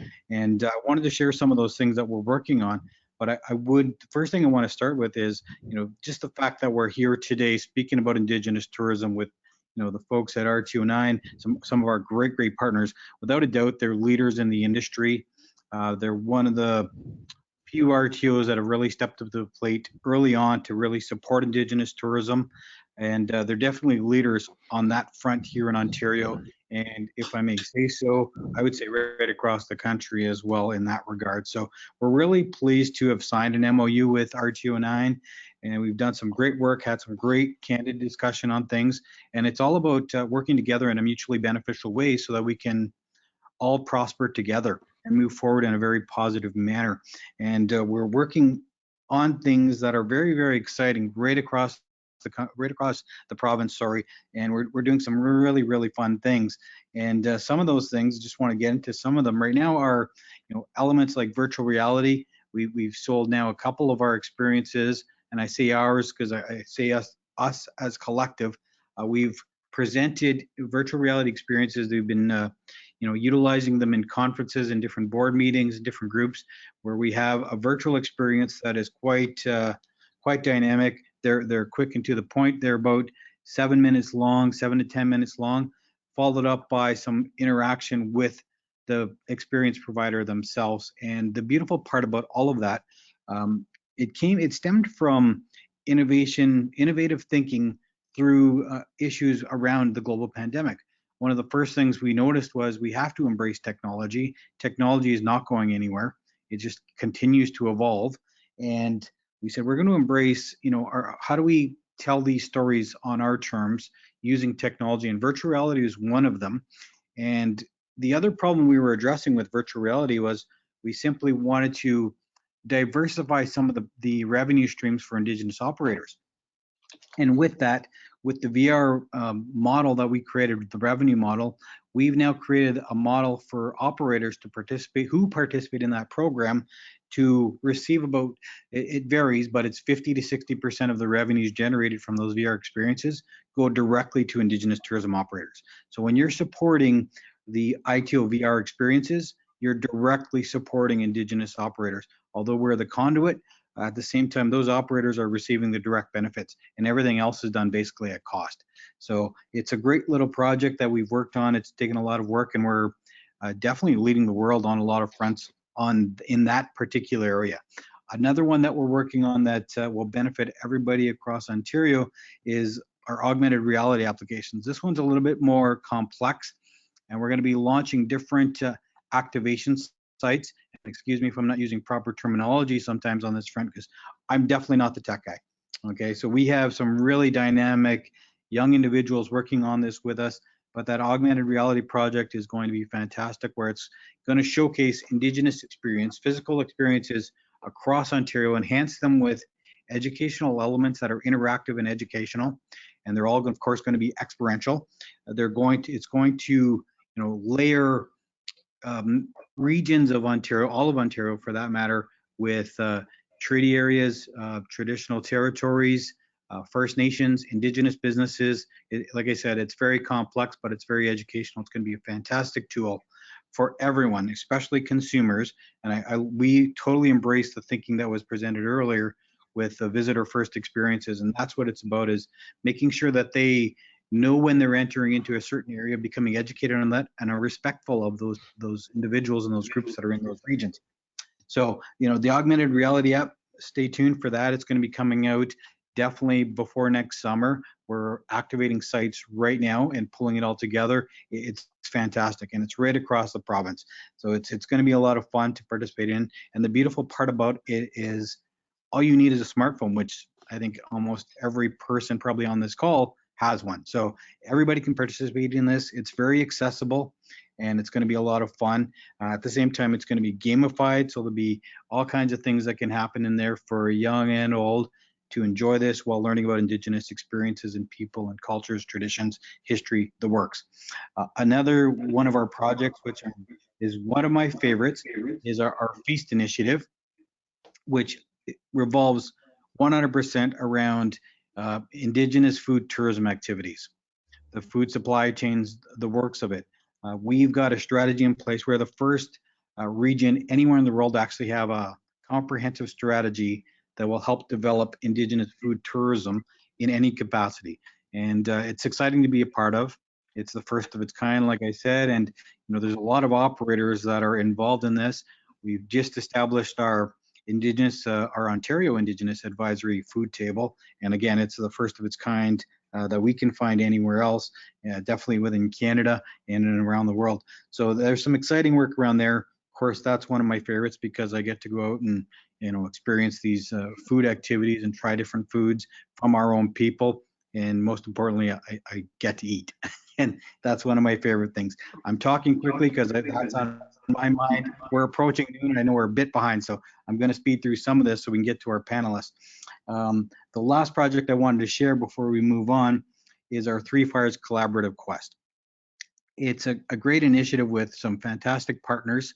We've got the Tourism Industry Association of Ontario working with us, the Ontario Tourism Education Corporation working with us, and the three of us, based on the model of the Three Fires Confederacy, we're working together, and we each have our responsibilities to maintain within our model to, simply enough, grow the Indigenous tourism labor pool. And it's not specific just to Indigenous operators. It is specific to Indigenous employees, but the employers can basically be anybody. We just simply want to see more Indigenous people in the tourism industry. And simply put, I've said this for probably about 10 years now, it's, the Indigenous people are not the solution for our labor shortage. And yes, I'm sure we all know we're in a labor shortage, but we're a part of the solution. And when I say we're the original tour guides, I say that because we're not going anywhere. And Indigenous people are not going anywhere. We can be a part of this conversation. We can contribute to some of the problems that we have to face. But the first thing that needs to happen is we need to acknowledge that there's those problems and we got to look at all of the possible solutions. You'll hear a lot of, solutions around, immigration and other programs that are geared towards helping supplement things. To be quite frank, it's a little bit unnerving to hear that we want to create more jobs. I think we have enough jobs. We just need to get people properly skilled and trained and into those jobs and contributing into the economy. And the Three Fires Collaborative Plus is one way that we can do that within our big sector, to be quite frank, of tourism, and the Indigenous people can help support that, because we're not going anywhere. We're everywhere in this province, and we can contribute to that. So that's a nice, great big project that we're working on with two very, very solid partners. If you were to summarize what we're doing at ITO, I think there was a comment made earlier by Brett, and it was interesting because he mentioned 40 years, a 40-year anniversary, and I'll say congratulations to that. I'm not incredibly old, but I feel incredibly old. I'm now 43. I'm turning 44 this year, and I reflect a lot now these days. And when I turned 40, Brett, he mentioned a term that I use quite often, and it's transformative. And when I turned 40, transformative tourism was not really a thing, but we were kind of doing it with Indigenous tourism. And we were changing people's mindsets. Back 15 years ago when I was doing this, we were doing transformative tourism.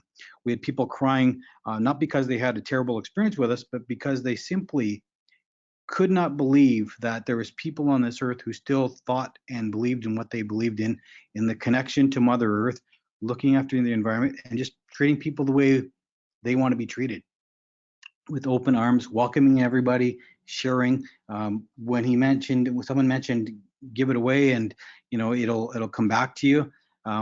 We agree 100%. And I've learned a business lesson early on in my life from my grandmother, who's now passed on, is you got to give a little to get a little. And that's 100% the way it needs to be, but it's got to be mutually beneficial. Everyone needs to give a little to get a little. And if we all do that, we're all going to be in a better place. But I've talked long enough. It's 11:09 by my clock, and I want to get moving because I know we got to wrap up the whole conference here pretty soon. So I'm going to pass it over to Stephen to ask our panelists the first couple of questions. He'll ask the questions, and I'll do some follow-up questions if necessary. But Stephen, I'm going to hand it to you to ask question one to Mark and Paula, if that's okay with you. Go ahead. Sure. Yeah. Absolutely. Thank you, Kevin, for all of that. ITO has been very busy, and it's great to hear exactly your take from the expert on everything that ITO is doing. So as we mentioned, with us today, we have Paula Nepenthe from On the Res Clothing and Mark Forget from Makatu. Before we get into the questions, Paula, do you want to add a little bit about you and On the Res Clothing? Sure. Ani Bojo, Paula Nepenthe Dijnakaz, Tikmekshing Dunjaba, Anishinaabe Kwe Endao. I am living right now, presently on Algonquin territory in Ottawa, but I lived all my life in on the res in a Tikmekshing, which is just by Sudbury and very close to Manitoulin Island. Actually, I got many relatives from Manitoulin Island, so that's my comfortable area. I've only been in Ottawa for about 5 years, so my company, it was developed in 2008 as something of an expression of who I am and where I come from, which is on the res. And at the time, Facebook just started, and I heard everybody talking about being on the res and going to the res. And I thought, well, that'd be really interesting to have that on a t-shirt, on the res. So I kind of play on words, but it's always a connection of where I come from and who I am, even though I don't live there right now, but I have all my family, and that's the land that I grew up on and the people that I know.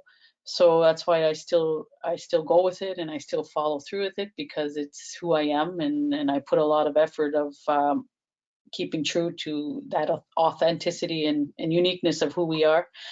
But I sell clothing. I started out as a silk screener, doing all my own designs, drawing things of things that inspire me around me, and then silk screening on t-shirts, sweatshirts. Then I expanded to home goods, different mugs, candles is another thing. So yeah, it's just an involvement of a lot of things. So that's a little bit about Ondarez and where I come from. That's fantastic. Thank you, Paula. Mark, can you tell us a little bit about yourself and Makatu? Sure. Mark Forget, Indigenous, Anishinaabe, Makwan Dodam, Ottawa Dunjiba. My name is Mark Forget. I am Algonquin and French.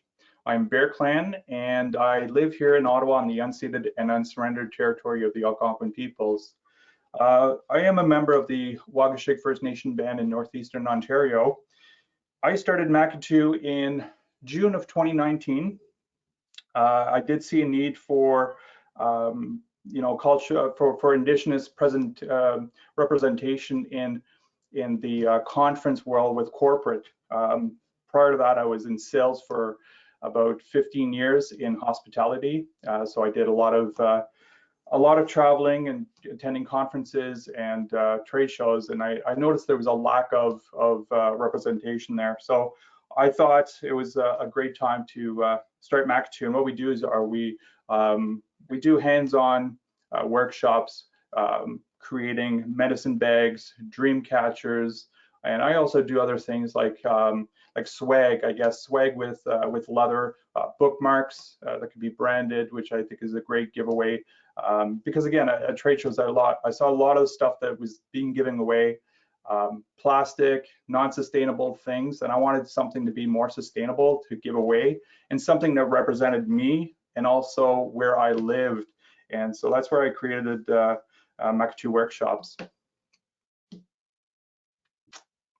Can you hear me? That's fantastic. Thanks. Okay. Yep. Okay. Thanks, Mark, for that. That's fantastic. So I'll jump right into these question and answer session. I'll ask a question and look to each of you for your response. And as you all have unique and differing perspective on as Indigenous operators. So Paula, I'll start with you. First question. Oh, sorry, 1 second. Where'd those questions go?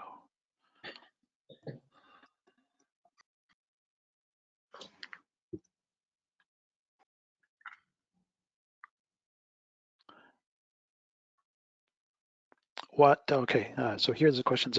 So Paula, what were some of the challenges you faced at the beginning of the pandemic, and how were you able to overcome those challenges? Well, the pandemic was quite the challenge for me personally, and I think that was one of the big challenges because I am a mom. I'm a single mom, so having to navigate being a teacher, a mom, and everything all at the same time, that was one of the big challenges. So for me in the business, I was thinking, okay, so how am I going to do it all? How am I going to do this all? So luckily my business a lot of it is online. So I have my own website, www.ondarez.com, if anybody wants to look. But and I make all my own products, so everything was always available to me. But one of the things is that the shipping and the mailing and all those kinds of things were slower, so that did cause a lot of difficulty in shipping some of the goods to the people that buy things. But overall, I will say, and I know it was difficult for a lot of people, but Ondarez did very well during the pandemic because I was online. I was online before that, so I didn't have to really make a big transition. And thankfully, there were a lot of businesses, a lot of people, a lot of just general humans out there supporting local online businesses, and it was a really big boom for me. A lot of candles sold. I do this planner that I make every year, and those were going off the shelves like by the hundreds because people were trying to buy in bulk, and candles were going. I was making candles like crazy just because of that support of, and especially Indigenous business, because people just really turn to doing that for small businesses. So I'm very, very thankful that I was able to do well during the pandemic, which is not the same for everyone, but that's it. Mark, same question to you. What were some of the challenges you faced at the beginning of the pandemic, and how were you able to overcome those challenges? Well, and unlike Paula, I built my business. My business plan when I started in June of 2019 was to be in person, was to deliver these workshops, face to face, and being on the trade show floor, delivering these workshops. So I still remember the date when March 13th is when I feel my world just kind of got turned upside down when at about 10 o'clock that day, I had a big event at the Shaw Center here in Ottawa booked for a group, a large group actually, and things started kind of unraveling then when I got the first call saying, sorry, we're canceling everything this weekend. And I didn't think too much of it, but in the coming weeks after that, everything seemed to be falling off the calendar for me. And I just felt like, I had no chance with my business. I thought like, it was over. I was going to have to fold and kind of just pack it in. But after a little while, because again, a lot of the groups that I was marketing to were were associations and corporate groups that I knew held annual conferences, and they were just like me. They were kind of like, okay, what's going on?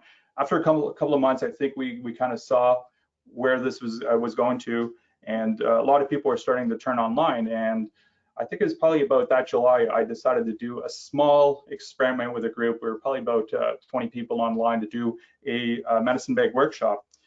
And I told them, I said, guys, I'm going to give you a break on this because you guys are going to be my guinea pigs. I've never done this online. I don't know what to expect. And it turned out quite well, actually. And I think since then, like Paula said, I've done very well with the online workshops. In 2 weeks from now, I'm actually hosting one for 1,500 people, which is a little nerve-wracking. But nonetheless, I'm looking forward to that. So I decided to take, I got into where I was very uncomfortable. I don't know technology very well. I did a lot of research. I did build my own website because I felt like I needed that online presence. And I did ended up investing into proper online cameras and so on in order to go online. And I'm doing okay. September, October, November right into December is actually quite busy with online workshops. But I'm looking forward to getting back to in-person workshops and hopefully 2022 and beyond. But I think the online presence will always be there for me. It allowed me to cast a wider net and not just in the Ottawa area. I've got clients now from coast to coast to coast, which is quite awesome. Yeah, I think we're all looking forward to the day where we can do these conferences back in person and share those stories and connect. So yeah, we're all looking forward to a return to in person. Kevin, question: how have you seen your business change since the start of the pandemic, and has your customer base remained the same?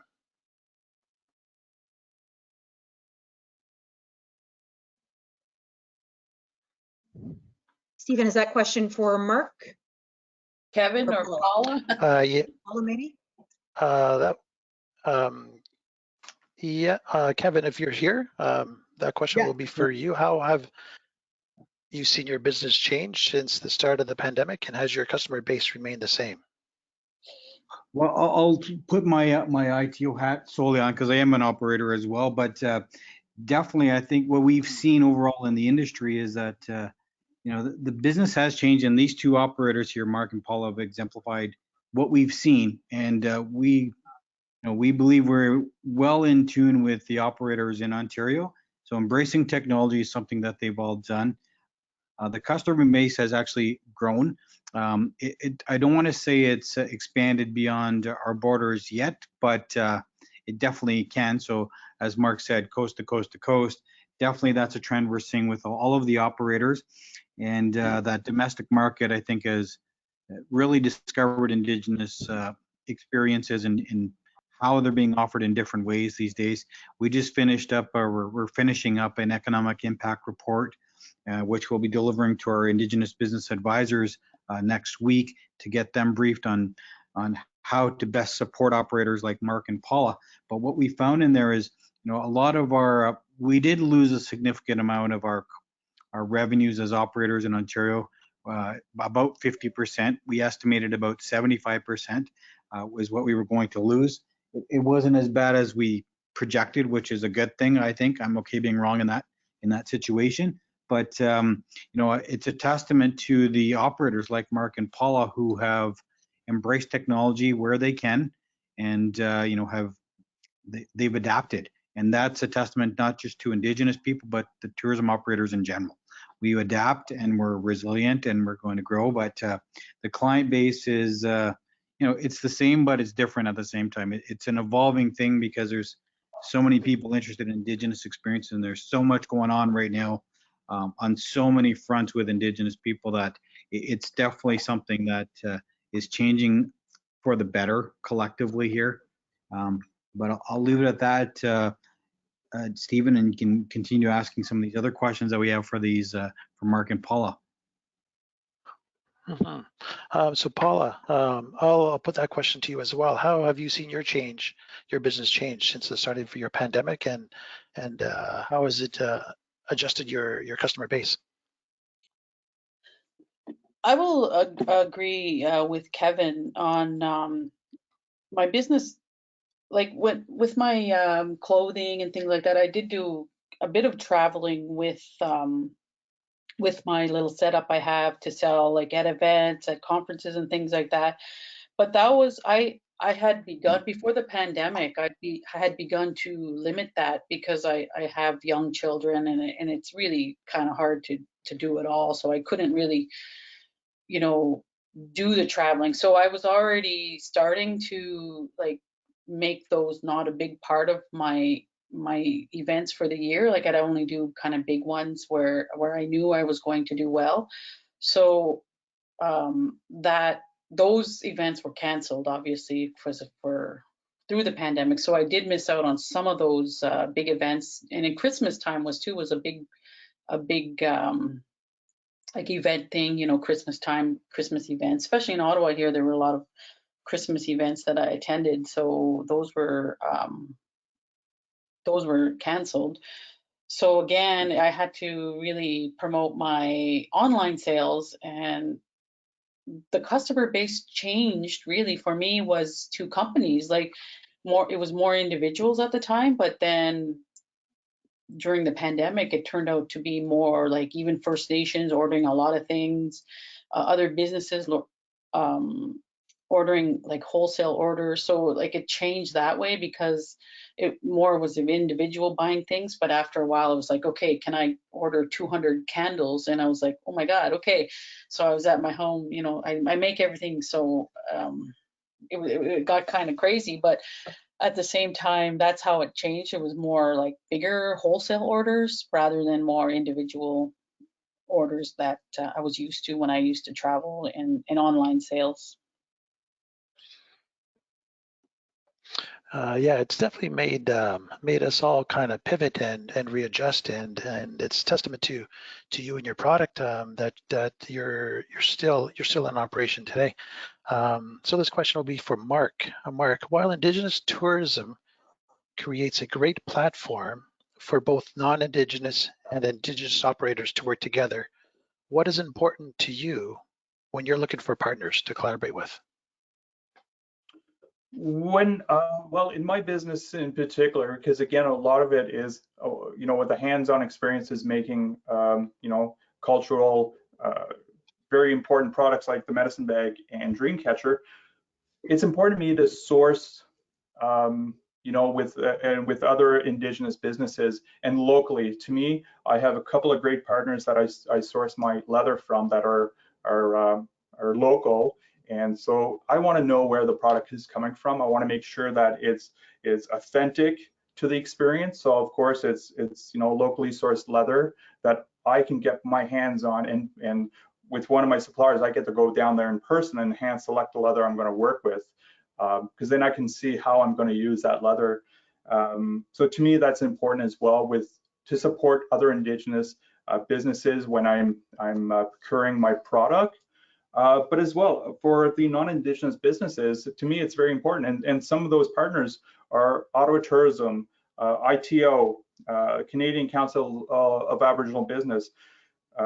You know, those are very important partners for me, and not only do I get to support them in what they're doing, but they're also supporting me in my journey with my business in order to get the word out to all those who are looking for this an Indigenous experience. And as Kevin said, prior to the pandemic, you know, Indigenous tourism was outpacing regular tourism in Canada, and I can still see that being the case after, you know, the pandemic has kind of, you know, subsided a little. I think we're going to see tourism boom in Canada again, but with Indigenous tourism, I think leading the way for sure. So to me, those partnerships are important, and I continue every day. I mean, I'm a very young company, so I continue looking for new partnerships. And like with Paula and I met last fall, and you know, we've struck a great relationship together, and we work together. I think we work well together on supporting each other's businesses and what we can do to make things better for ourselves, right? So yeah, so partnerships are very important to me, and both Indigenous and non-Indigenous partners are equally as important to me as well. So.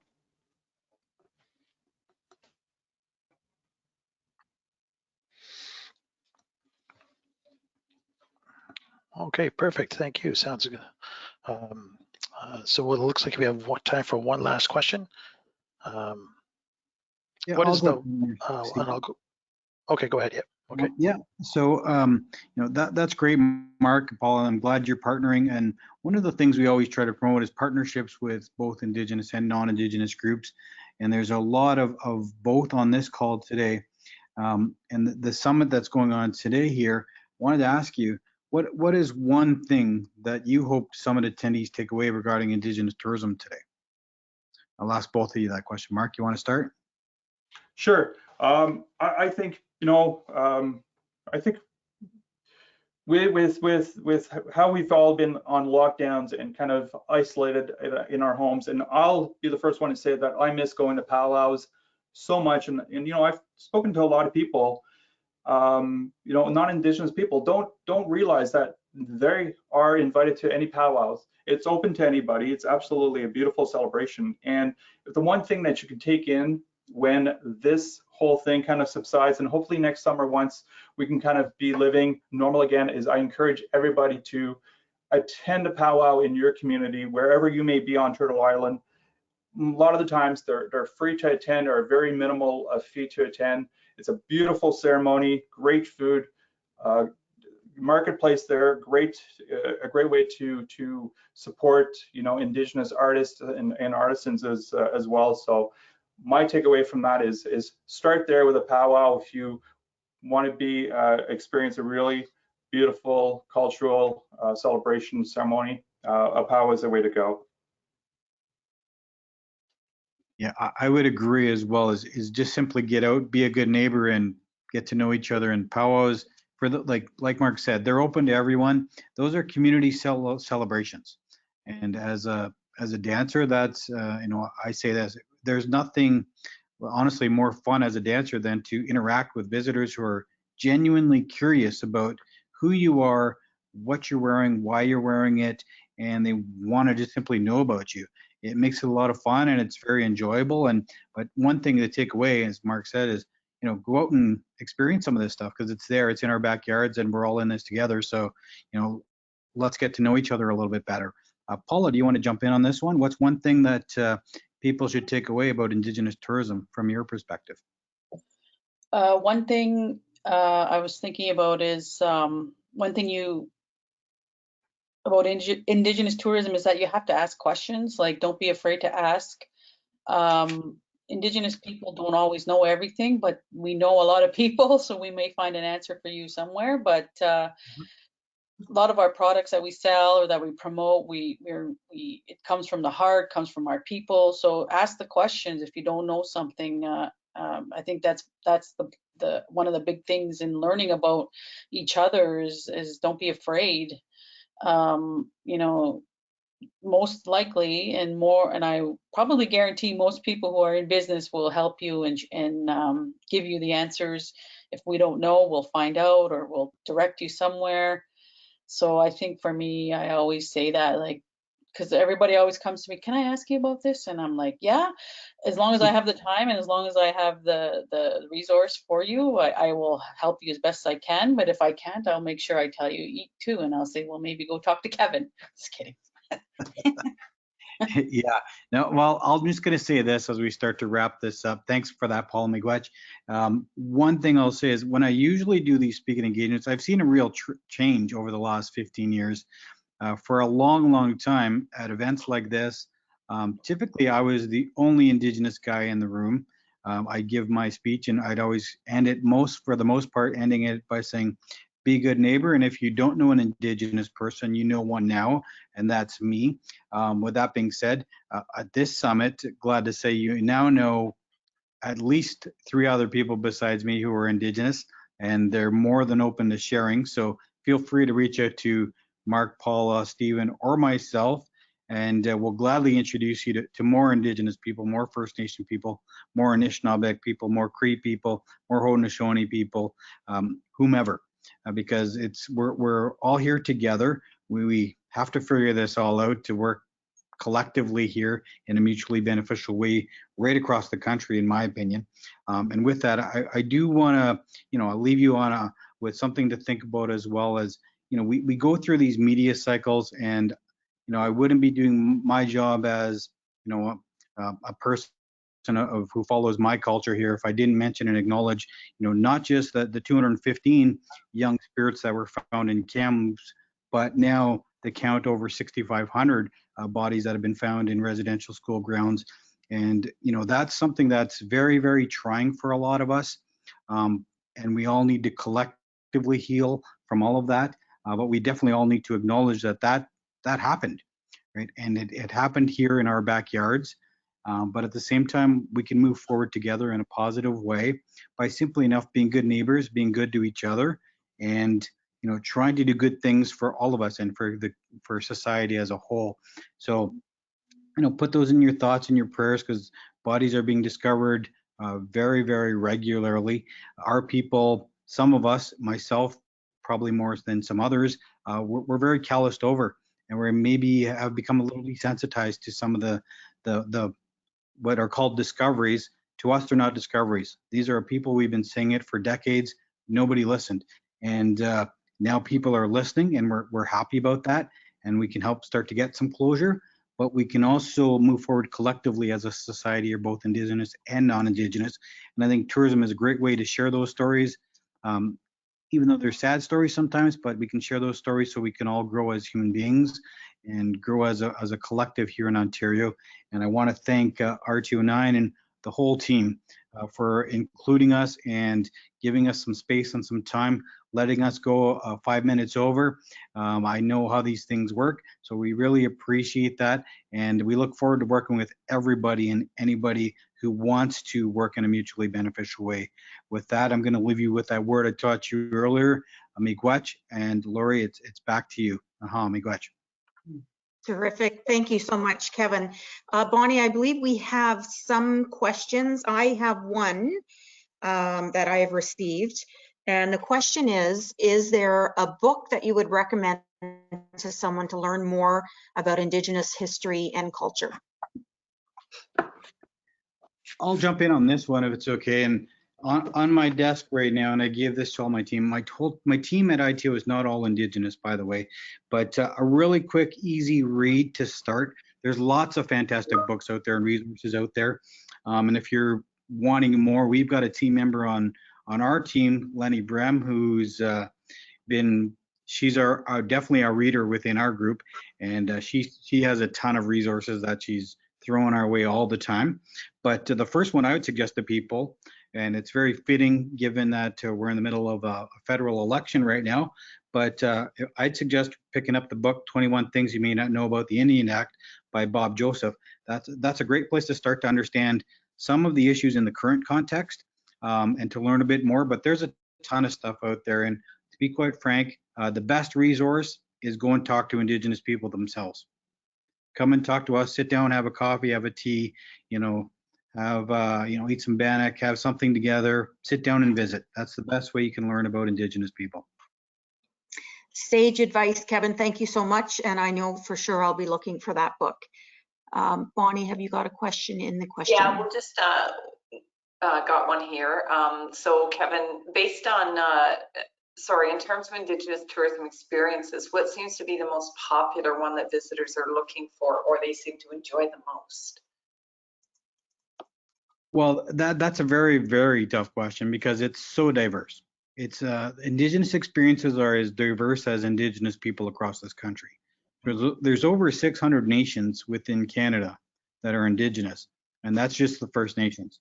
So when we talk about experiences, how we've structured experiences, and what I've found over my 20 years, the most popular ones are activities that people can easily do, but it's more about the interaction.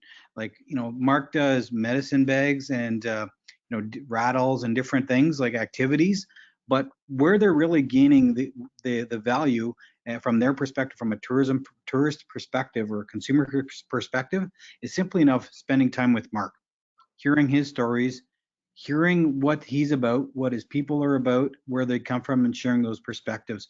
So that's different right across R209. It's different right across Ontario, right across Canada. So it's simply now spending time with Indigenous people. And at the root of it all, to be quite honest, Bonnie, it's enjoying an authentic experience. Mm-hmm. So if it's authentic and you're actually doing it with Indigenous people, and yeah, believe me, it's still out there. There's non-Indigenous people doing Indigenous experiences and offering that appropriation is still happening. It's not as prevalent as it was 15, 20 years ago, but it's still there. But at the end of the day, an authentic Indigenous experience is the #1 thing sought by consumers. Mm-hmm. I agree. And Bonnie, I have another one here.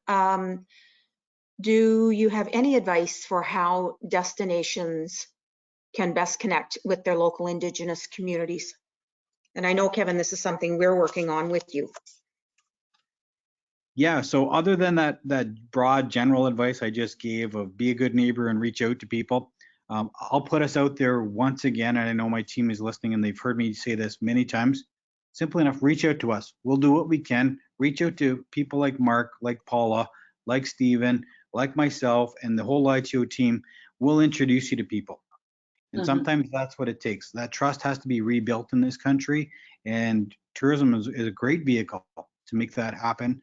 And working together, whether it's a DMO, an RTO, an organization like ITO, we can all work together, but we got to get to know each other first, and we got to trust each other. And we've got as Indigenous people, I'll say this broadly and generally, and I don't speak for everyone, but I'll say this: I believe we do still have trust issues. We've got over 500 years of traumas, so we're not going to always believe the first time you come and talk to us. It might take 4 or 5 meetings or even more. So first step, reach out to us. We'll help connect in your region.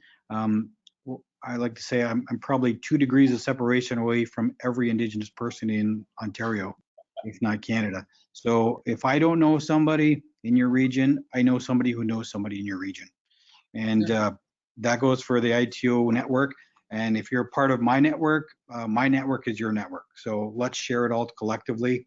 Like was said earlier, I'm willing to give it away, and because it's for the communal good. So let's work together and reach out to us, connect with us. We'll help make the connections happen. We're collaborators, and that's the first step. That's my best piece of advice for you at this point in time.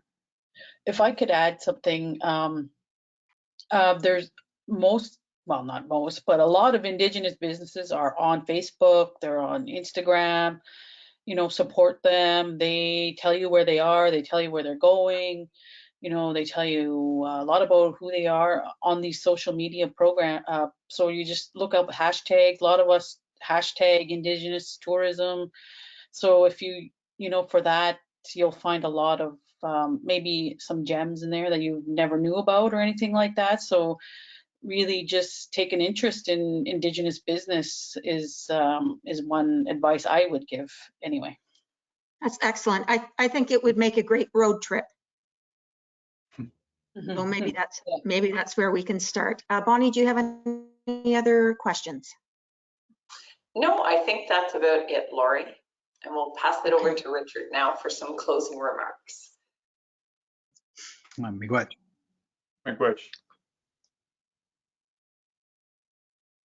Thank you, and miigwech to Kevin and Mark and the whole panel. Sorry, I just Paula and Stephen. You all were really instructive in sharing your stories with us, and a big part of how we can build these relationships is sharing our stories and learning from each other's communities. I especially appreciate Kevin's reminder at the end that some of the things that we were shocked about in the news cycle earlier this year are still going on in many of our communities across this nation, and it's really important work that's being undertaken as a result of that. But it's been an issue that's laid in the hearts of many Indigenous peoples for a long time. So I'm glad to be a partner with Indigenous Tourism Ontario and to work with our local communities to go forward in that way.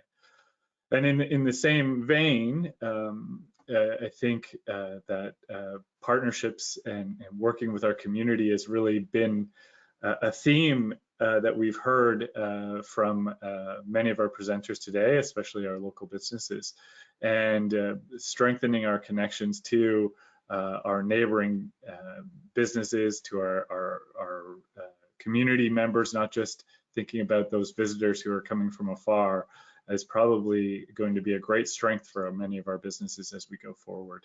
And that's what the RTO is here to help facilitate. And you just have to reach out to Bonnie or Lori or myself or any of the team to figure out how we might be able to strengthen the connections across the region so that we can be great neighbors and listen to each other as we continue to evolve in tourism. We're not pivoting, as Brett was saying, we are evolving, and I think that only will make our industry that much stronger and our region that much stronger. Thank you so much, everybody, for spending your morning with us, and hope to cross paths with you all soon. Thank you, everyone. Enjoy the rest of your day. Thank you, Richard.